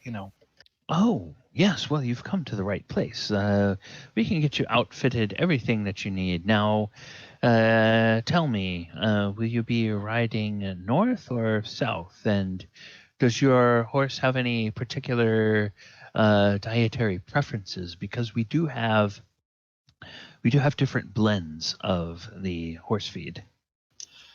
Well, he's pretty stocky. He's a war horse. He's pretty particular about the quality food he gets. So I'm gonna have to say high quality.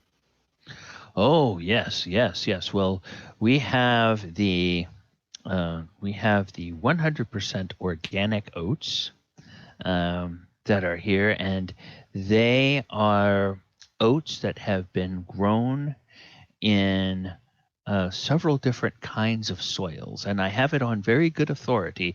I haven't tried the oats myself, but I have it on very good authority that the soil that you grow oats in gives each one a slightly different characteristic flavor. And so this is the Warmount blend. that is designed to keep your mount topped up on energy and give them a satisfying treat every time you give them a handful of feed.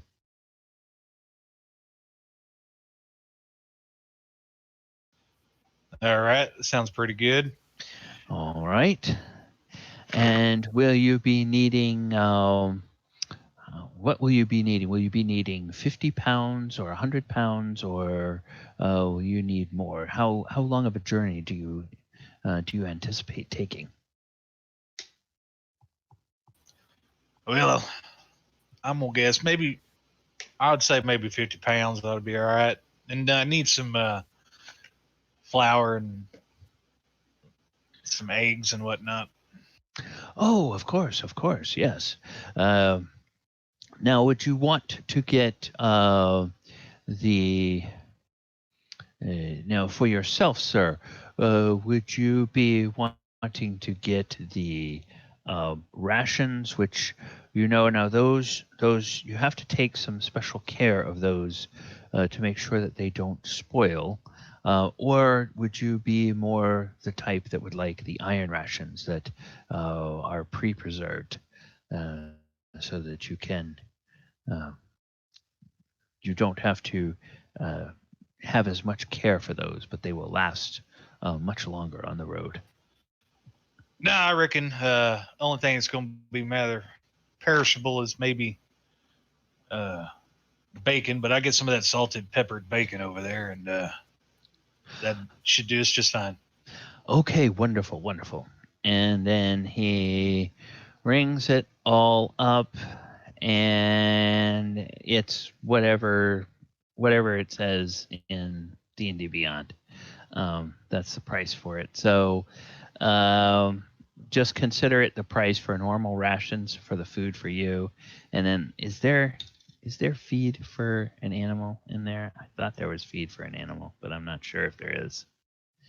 Let me take a quick peek at equipment. Feed per day. Yes, there is. Okay. So 2 silver, 5 copper for the 50 pounds of horse feed, and then the rations for yourself. Whoops.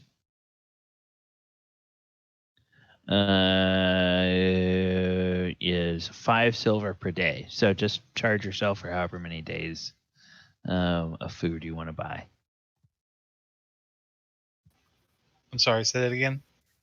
5 silver per day, or 1 gold for every 2 days. Food for yourself. I don't know, 10 days. Okay, so 5 gold. Okay. So Falliger has a cheap day out shopping. And of course, he will try to upcharge you for, accessorize everything. Will tell you the Accessorize though. Yes. yes. He'll like try to throw some honey in for the oats. Like that will be a nice treat for the horse from time to time. You can drizzle some honey on the Or biscuits. Yeah, and Sugar cubes. Gotta have sugar cubes. yes, yeah. That's the thing. So he would basically try to or offer you up to another full gold worth of accessories, which you can either buy or refuse. Doesn't matter. It's up to you. Yeah, sure, why not? Okay, so charge yourself another gold and just say accessories for rations and animal feed. Call it that. And then you can kind of flavor if that ever comes to play. If you ever want to use that in a scene somewhere, you just say, "Oh, I'm taking this out of these accessories that I have," and just make up whatever it is.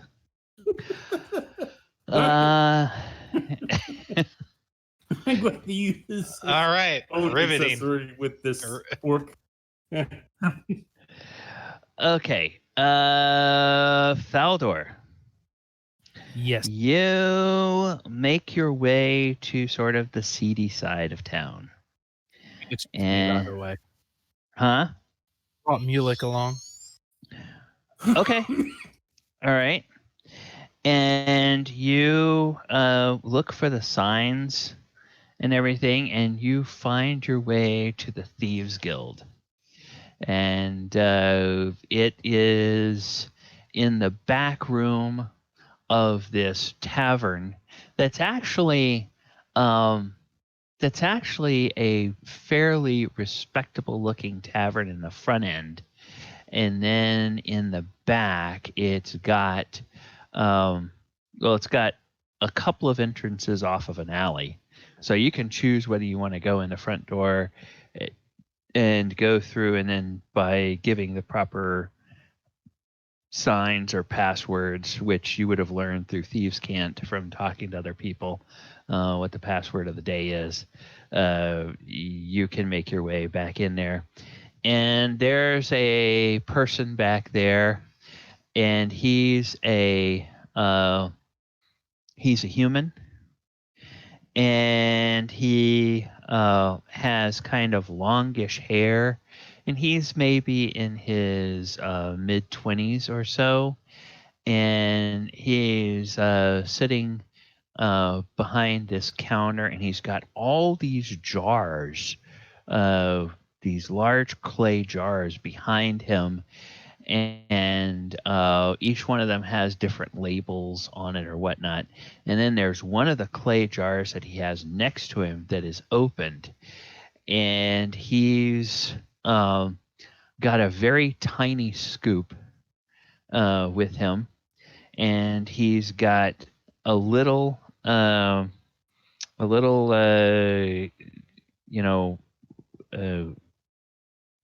little packet.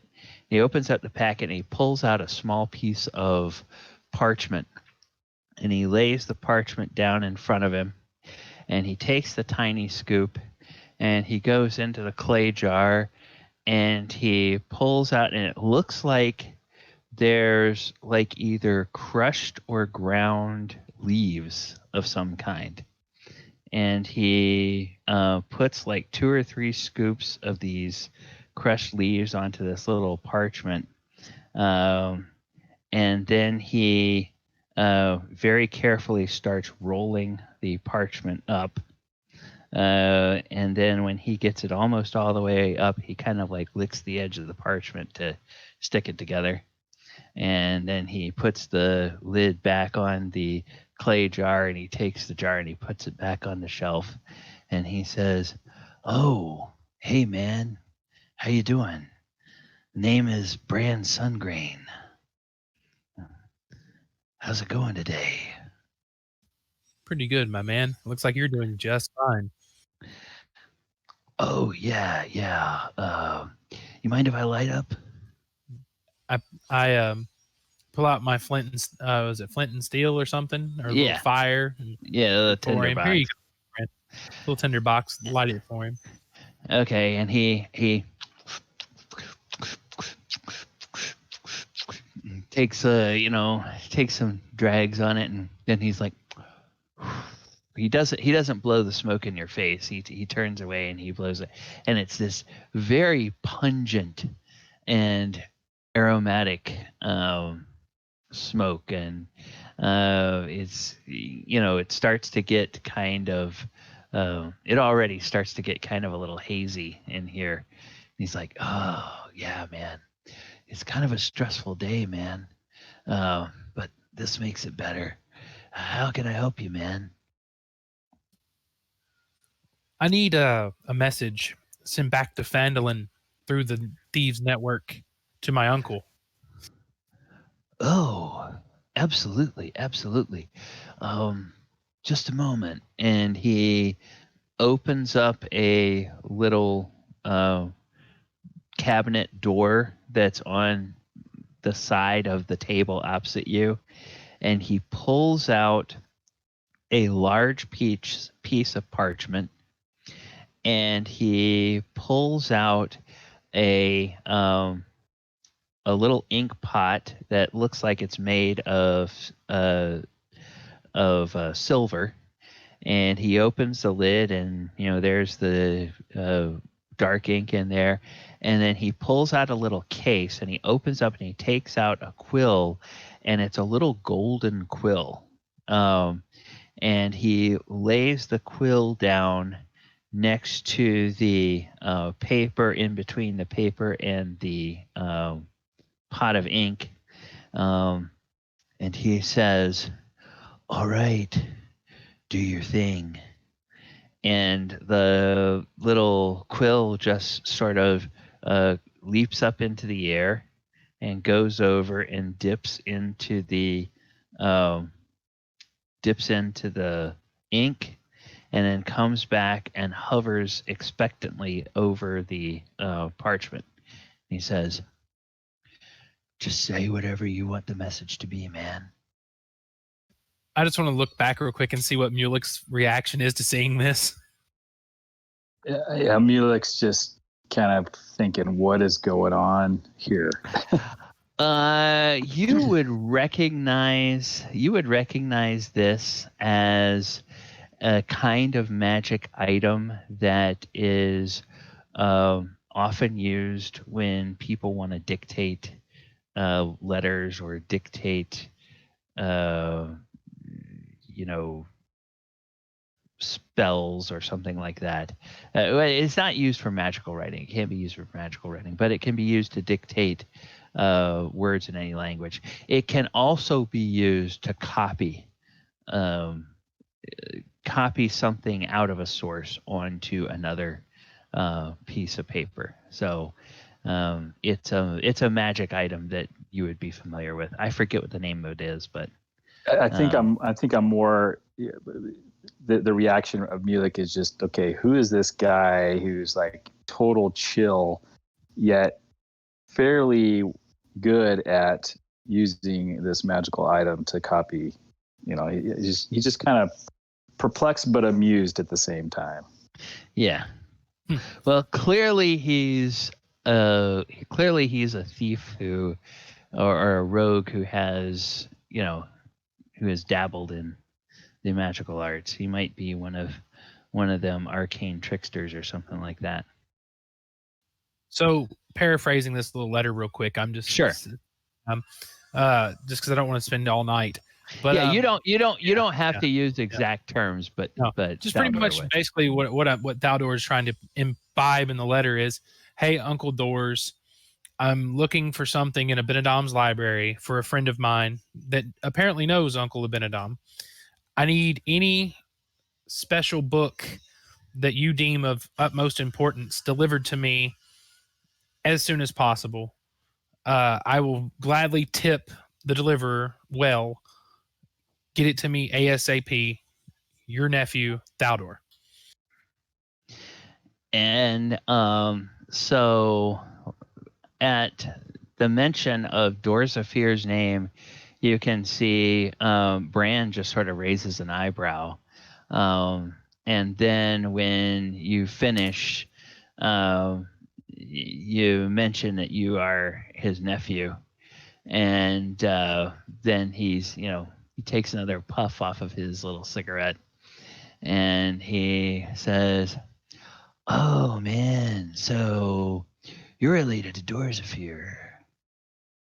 Yeah, that's my uncle. He runs the Fanelin Thieves Guild, the founder and charter member of the Fanelin Thieves Guild. Oh, yeah, man. I mean, they just were really instrumental recently. I don't know. Did you hear about all that business that they had when the Rockseeker brothers were looking for the lost mine over there? That was like really cool. They had one of their members that helped out with that, man. That was kind of neat. They do some crazy stuff there, man. That's all I can say. No, it's been a while since I've talked to Uncle Doors. I just haven't been in contact. We've been really busy lately. This is the first time I've been able to relax for a minute. Yeah, that the stories still go around about how Dorzafir and his friends managed to hunt down and slay that dragon. I mean, I think, gosh, wasn't it like an ancient white dragon that they killed? Lying off my ass. Yeah, and the head of it's still sitting at the bar down there, actually. They're mounted it up as a trophy. Oh my goodness! Oh wow! Well, I mean, that Finn Fracker, his tales about that battle. Wow, they're just something else. Yeah, you should hear him when he's drunk and he's singing it at the Thieves Guild. It's wonderful. Oh, I bet, man. I bet. And then He takes another puff. Well, that's the first message. That's the only message I need to send to him, and I would gladly pay to have that delivered expeditedly, as quickly as you can get it there. Oh, okay. Well, by swift courier would be 5 gold, but if you really want us to get it into hands of somebody that maybe can teleport there with it, that would be 50 gold. Not a problem. And my second thing, what are your magical wares that y'all have happened to stumble upon lately? Because I'm looking for a particular item. Well, you name the item, and I can tell you whether we have it. The Ring of Mind Shielding. Ring of Mind. Oh, wow, those are really nice. Oh, yeah, man. Yeah, but I can tell you something, man. And he kind of half turns around, and he sort of touches he goes to sort of touch his chin, and the first time he kind of misses, and then he he makes a really concerted effort to touch his chin, and then he furrows his brow like he's really thinking, and he's like, 3rd row, 5th, no, 6th. Yeah. Well, you know that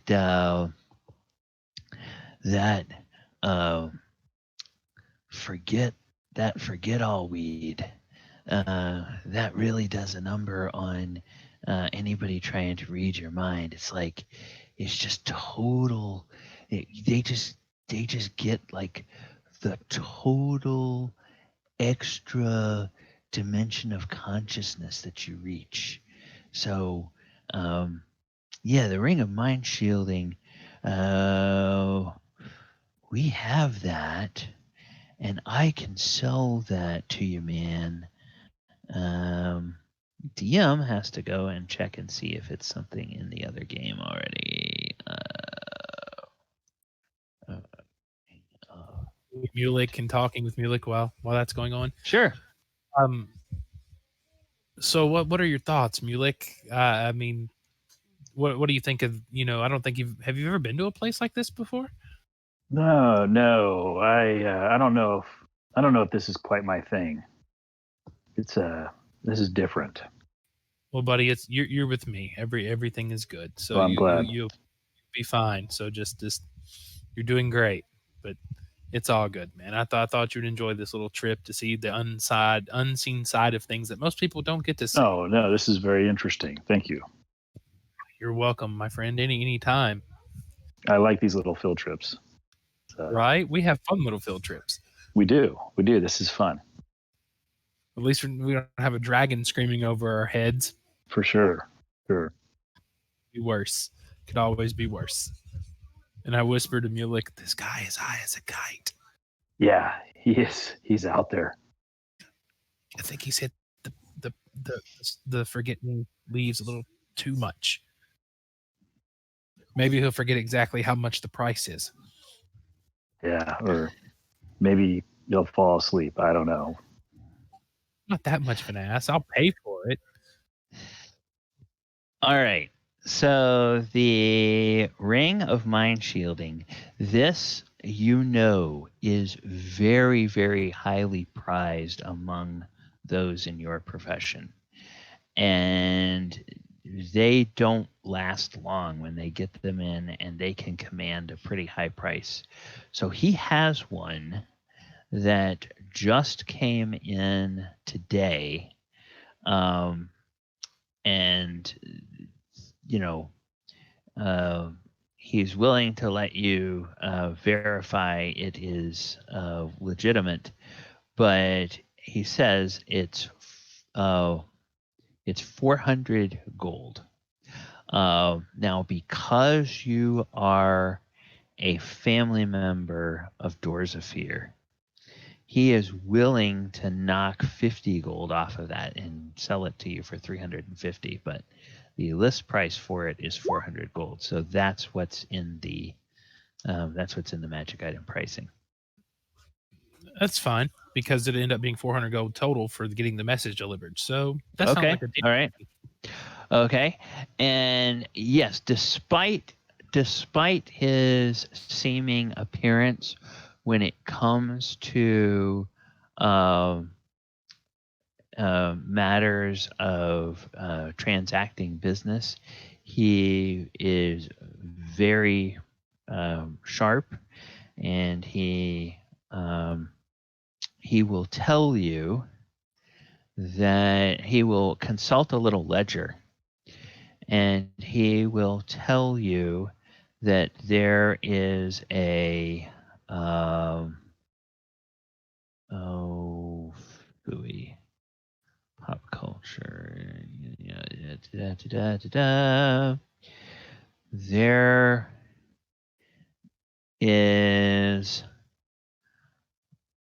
an elf warrior or an elf wizard who is a friend of the guild that is going to be leaving at 4 p.m. this afternoon. His name is Zumnan, and he will be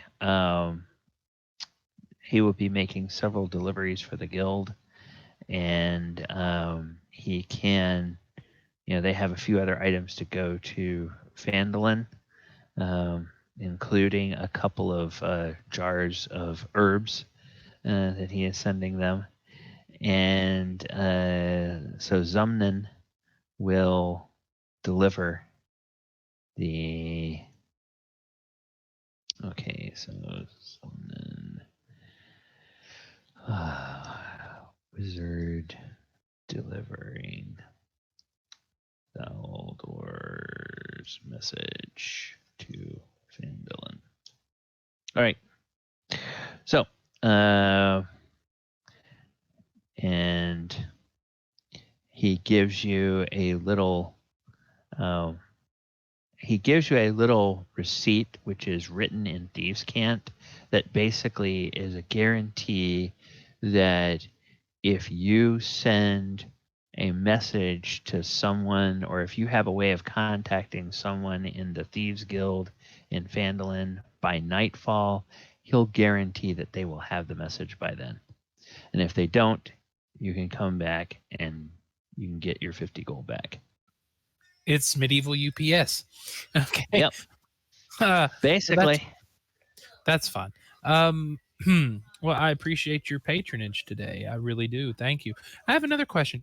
How much would you charge me to put a little bit of that forget-me-not, as I call it, leaves into like a tonic? Oh, well, now, yeah, the forget-all weed. Now, it's most effective when you actually ignite it and let it burn. If you want to try to infuse it like a tea or something like that, you'll need to have a little bit more. So I can tell you that the dose for a for a cigarette or for a water pipe is 10 gold. And the dose for infusing in a tea, that's going to be 30 gold, because you basically need 3 times as much to get the same effect through infusion. That's fine, my friend. Sure, I'll take that. Okay, all right. So he'll sell you the forget all weed. Guess I have to put that into my. Is that actually an item, or do I need to add it to like the notes? You just add it to the notes. It's just flavor item. And basically what it will do is for the period of an hour, it will give somebody disadvantage on their intelligence or wisdom saves or checks. Nice. And then if you're going to use that on another player, it's kind of basically going to be up to the player to see how they RP those effects.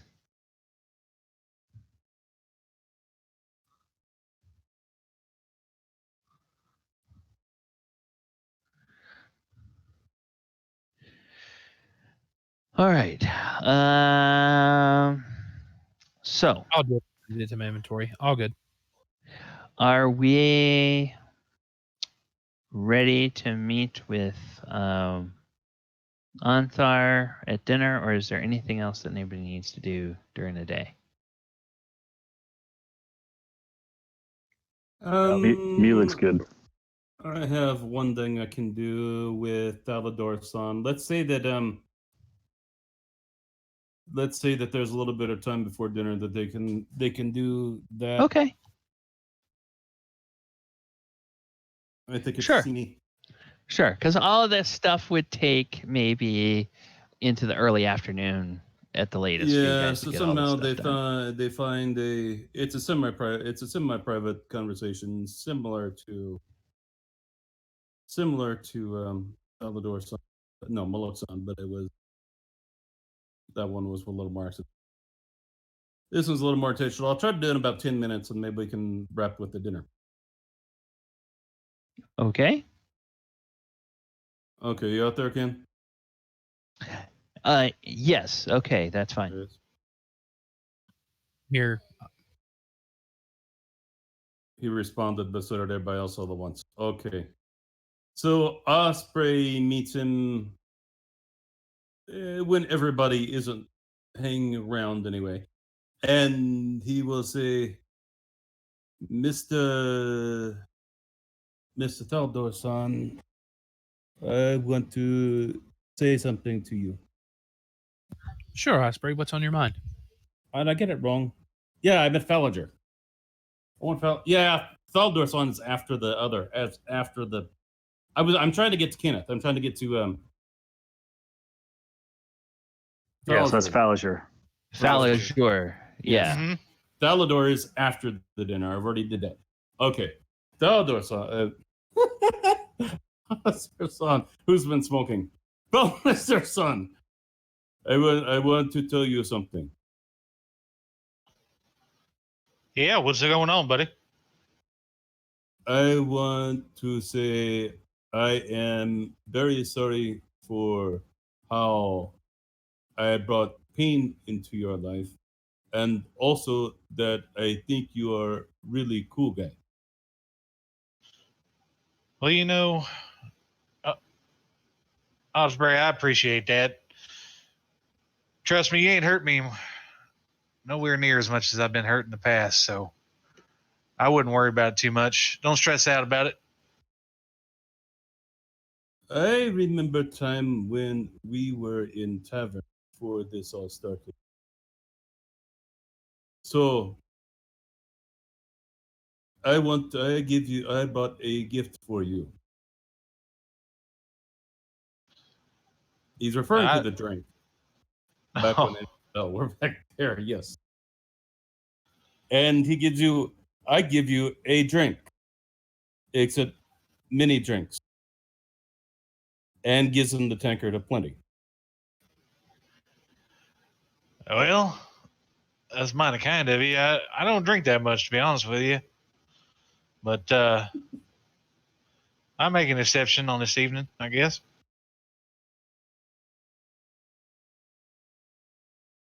And he'll take a sip. So, what brings you around here? You know, what's on your mind?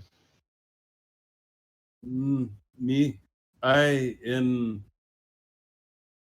I find myself thinking of the group many times because I have wrecked it, and then it changed. It is good that we are here, I think, but was not your choices. Do you know that I used the group?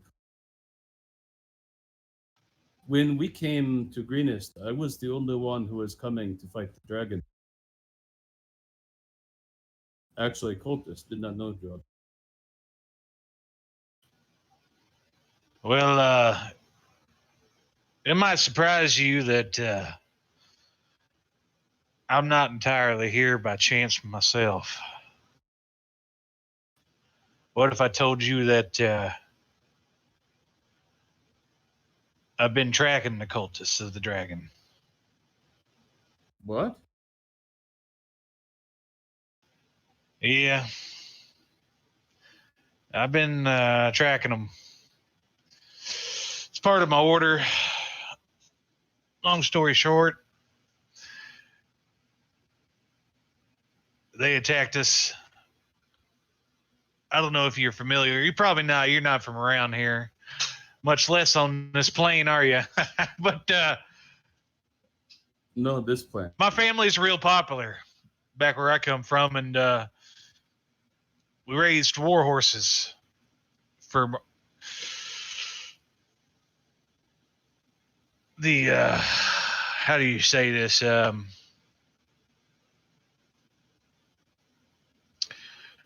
you know who Corleone is? Corleone. Something to do with horses, so I need a history check here. don't know. I think it would actually be a religion check if It's a religion Uh, check. you're referring to Coralon, or at least that's how I pronounce it. Right. Yeah, so it would be a religion check.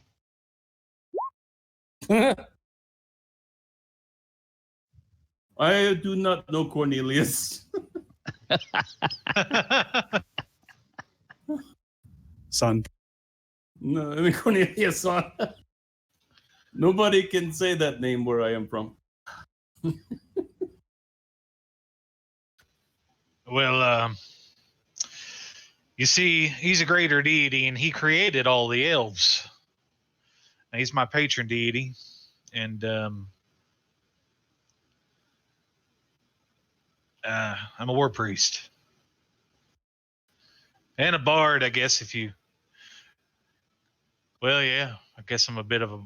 I guess you could call me a war bard. But my family, we raised war horses,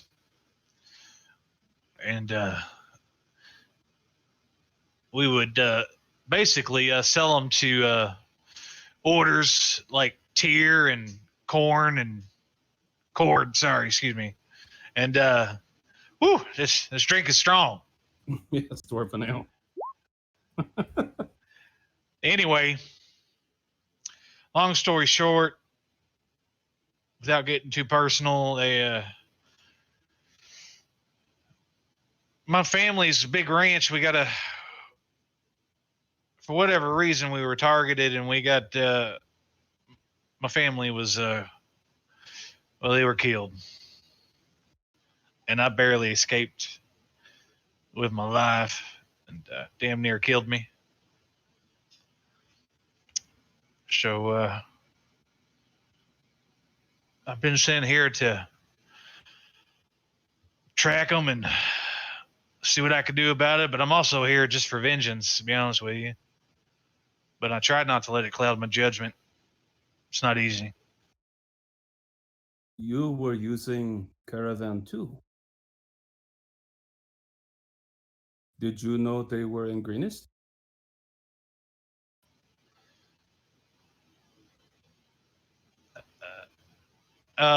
We all met up in Waterdeep, didn't we? Or was it No, it was Baldur's Gate that was. Baldur's Gate? Yeah, Baldur's Gate. You had, yeah, we can say that you had an inkling that there was activity going on somewhere between Baldur's Gate and the Greenfields, and so you were looking at ways of getting there, and then this caravan, since it was doing a whole loop of basically around Elturgard and along the green fields, that just seemed like a perfect way of covering a lot of ground in that area. Almost the same. Let's land this. I can get us out of the scene so Galabon could do his thing. You know, so we did the same thing. After this, you think you could be manager? You do business management? Of what? I need smart talking guy to help manage racing career. Rival Toshiyuki have funny talking guy, big charisma, big thing in called Finn Fracker. He like to complain about how cold it is and talk about benevolence of his deity. I need somebody who can do talking. I'm not quite sure what the hell you're talking about. And secondly, what do you mean racing? Oh, you don't know? I race. Race what? Horses? Yes, that, but also more. Do you care to elaborate? I tell you later. We go to dinner now. Might as well before I get shit faced on this ale.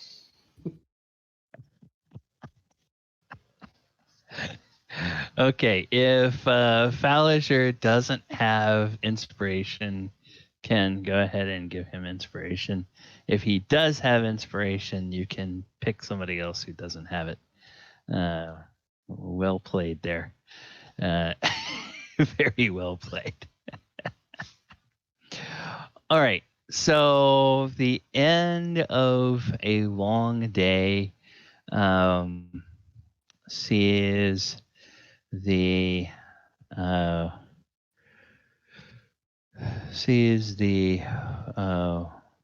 other folks come back, and they come into the room here, and they come back to the proper layer so that everybody can see them. And there's a nice dinner set out. There's roast of beef. There's a lot of vegetables, some roasted, some boiled, some just lightly sauteed. There's a few sauces and whatnot. There's also a large turkey, and there's some other, there's wonderful aromatic brown bread and large tubs of butter that can be just spread over the bread for eating. And there's a choice of ale and mead and wine and water to drink. There's pictures of all of it there. And so as the meal winds down, Antharfrum says, "Well, friends, I wanted to thank you once again for joining us yesterday in the games. It may seem like that was a bit of farce, but I put a great store by watching how folk handle themselves when they are under pressure, and or when they think that, both when they are under pressure and when they think that they are completely at ease. And you all performed marvelously. I really appreciate the character that I see in you and your dedication to the cause that you are a part of now, and the way that you work together as a team. That is also of critical importance to the information that I have for you.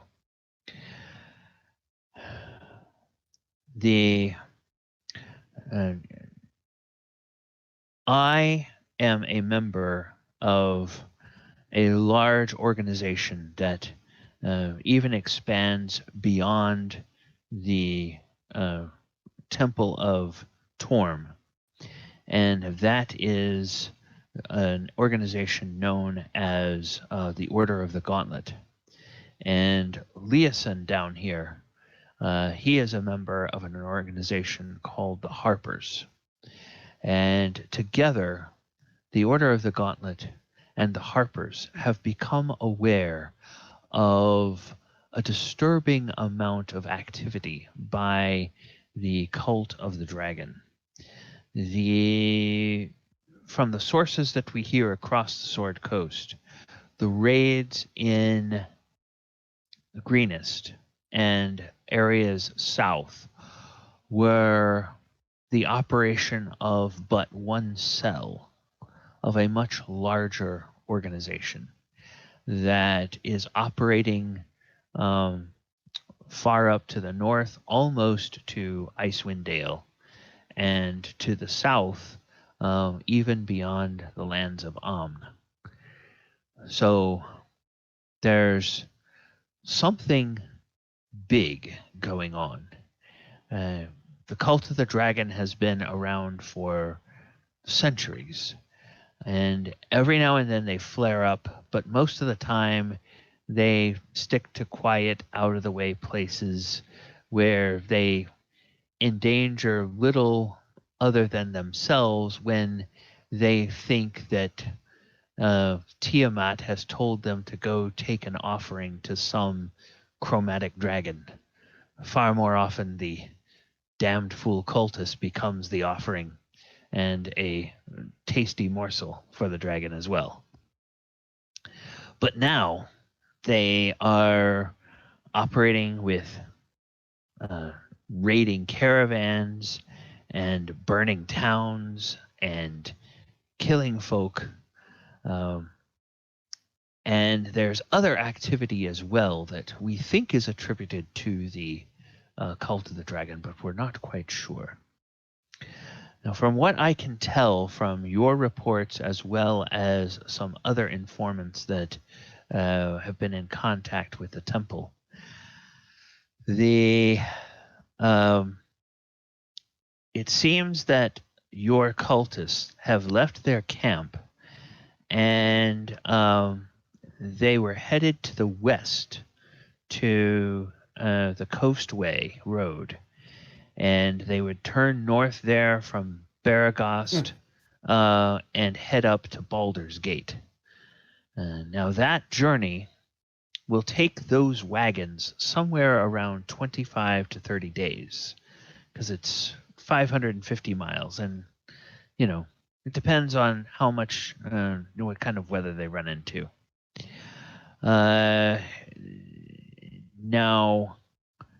Now that you are here, today is, of course, the 14th of Tarsak. And if my calculations are correct, they probably would have left on the 3rd of Tarsak from the camp. So it will take them anywhere from the 28th of the month until sometime early next month to get to Baldur's Gate. So we have some time. And the question is, how do we use this time, and what do we wish to do? I will give you chances to think upon your next steps, but the way I see it is you could either take a boat on the river Chianthar from Elturel and go to Baldur's Gate and wait there to intercept the wagons as they come in. And as I understand it, your original purpose in Baldur's Gate was to be caravan guards. Well, it's likely that this cult, if they are moving their loot, they will want to be inconspicuous, which will mean they will want to put their wagons in a larger caravan.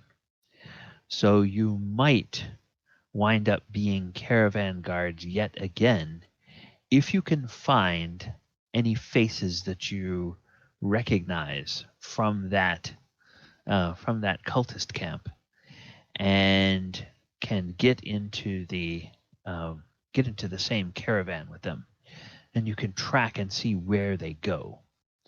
Because right now, all we know from your intelligence is that they intend to head north.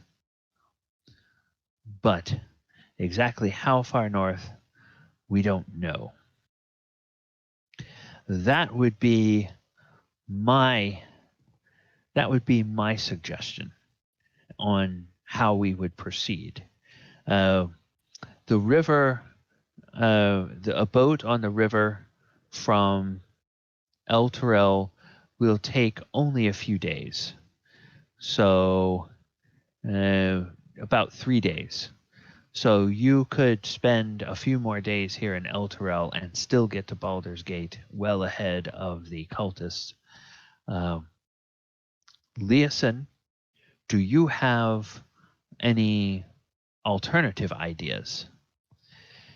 And he says, well, I've been in touch with my brothers and sisters at Candlekeep, and I think that meeting them in Baldur's Gate would be a good plan. It's very likely, although not guaranteed, it's very likely that when they do leave Baldur's Gate, they will be eventually making for the long road, which may mean that they would have to come right back through Elturel again. But if we don't want to leave it to chance, I think Onthar is perhaps right. If you go and intercept the wagons in Baldur's Gate, we might stand a better chance of knowing where they are headed and finding out exactly what this cult is up to. Of course, that is if you adventurers don't have any other ideas of your own.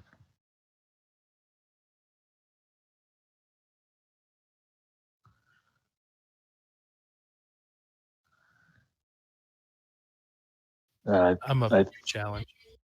Yeah, I think we're more than a few of us are interested in getting a little payback. I know we befriended or chatted up a few of those cultists one evening, although depending on whether or not Landadrosa, Frulam, and Resmer are still around, I don't know if we could keep hidden from them, but there might be a few if we were able to recognize to get in and maybe gather some information if we were able to do so.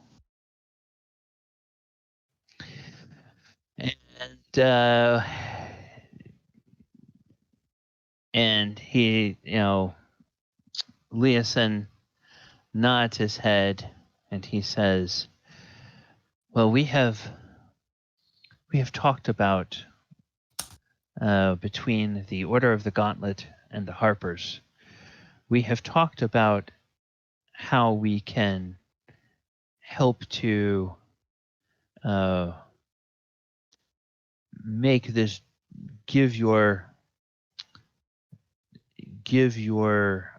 group a little bit of recompense for the suffering you have already endured, and a little bit of a down payment on that revenge that you are seeking. And with that, a couple of the other paladins, they pull out 5 wash leather sacks, and they those sacks clink with coins, and they push those sacks across to all of you.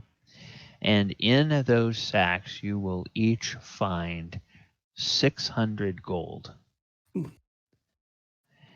And then Erlanthar will tell you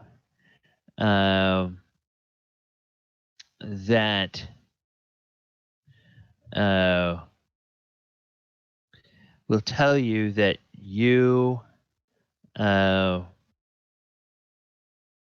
when you get to Baldur's Gate, he'll give you the name of an agent of the Harpers, and that Harper will give you each a ruby that is worth another 100 gold pieces.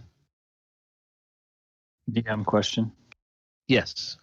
With Mulek's background, is there anything that he could do to let Leosim know that he shares membership with the Harpers or has affiliation with? There's usually like a little pin that or a brooch that the Harpers wear that has kind of their little symbol on it. And so if you are a member of that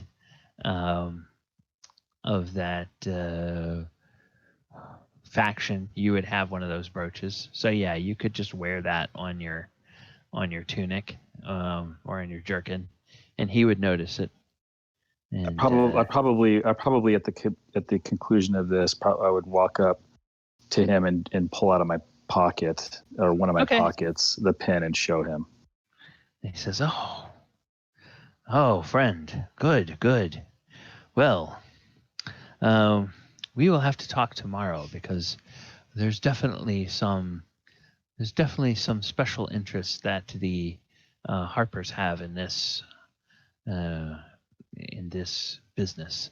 I'll have to tell you about that so that you can keep your eyes peeled." Yes, and I might be able to help establish or seek out those contacts in Baldur's Gate. Good. Very well. Okay, and so we will leave it there. If there's nothing else that people need to do in Baldur's Gate or in Elturel, then when we start next time, we can kind of hand wave the next few days in Elturel. If there's anything that somebody really wants to do there in the town, we can take time to do that, and then we can just move at the speed of plot to Baldur's Gate and what we need to start doing there. But there will definitely be some information that Leosin will need to give to Mulek, and actually I'll probably send you that in a PM during the week, because that would be something he would do off to the side because it's a particular Harper's thing. And then if anybody is interested in being a member of the Order of the Gauntlet, there's probably some special information that Onthar can give them. But of course, this is not a recruiting pitch. They're not twisting anybody's arms to join them. They just recognize that you guys are a stout bunch of heroes that are interested in some of the same initiatives that they are. Vernon, did you want to do that later? Yeah, that one will come along, and then Okay, so we'll do that as part of the first part of next week, next session. Yeah, so yeah. you guys get a chance to do that. Before they set out is Yeah. kind of important. Although I think this one's going to go comedically wrong. from the sound of It's all right. it. But I have that one. That one, it's on really tentative grounds based on lack of knowledge, partly. But it might still work out the way Osprey has it in his brain. Okay. All right, sounds good. Well, thank you, everybody, and thank you, chat, for hanging out with us this evening. And it's 11 o'clock East Coast time. That's when we usually shut it down for the night. We appreciate you guys being here for our shopping montage and our visit to various places throughout the city. Join us next week where we will go ahead and finish up the time in Elturel and get on the road or get back to Baldur's Gate and see if we can get on the road following the plot once again. All right, everyone. Take care. Have a great week. And I will plan to see you guys next Thursday. See you, boss. All right. Take care. And one more time, good night, stream.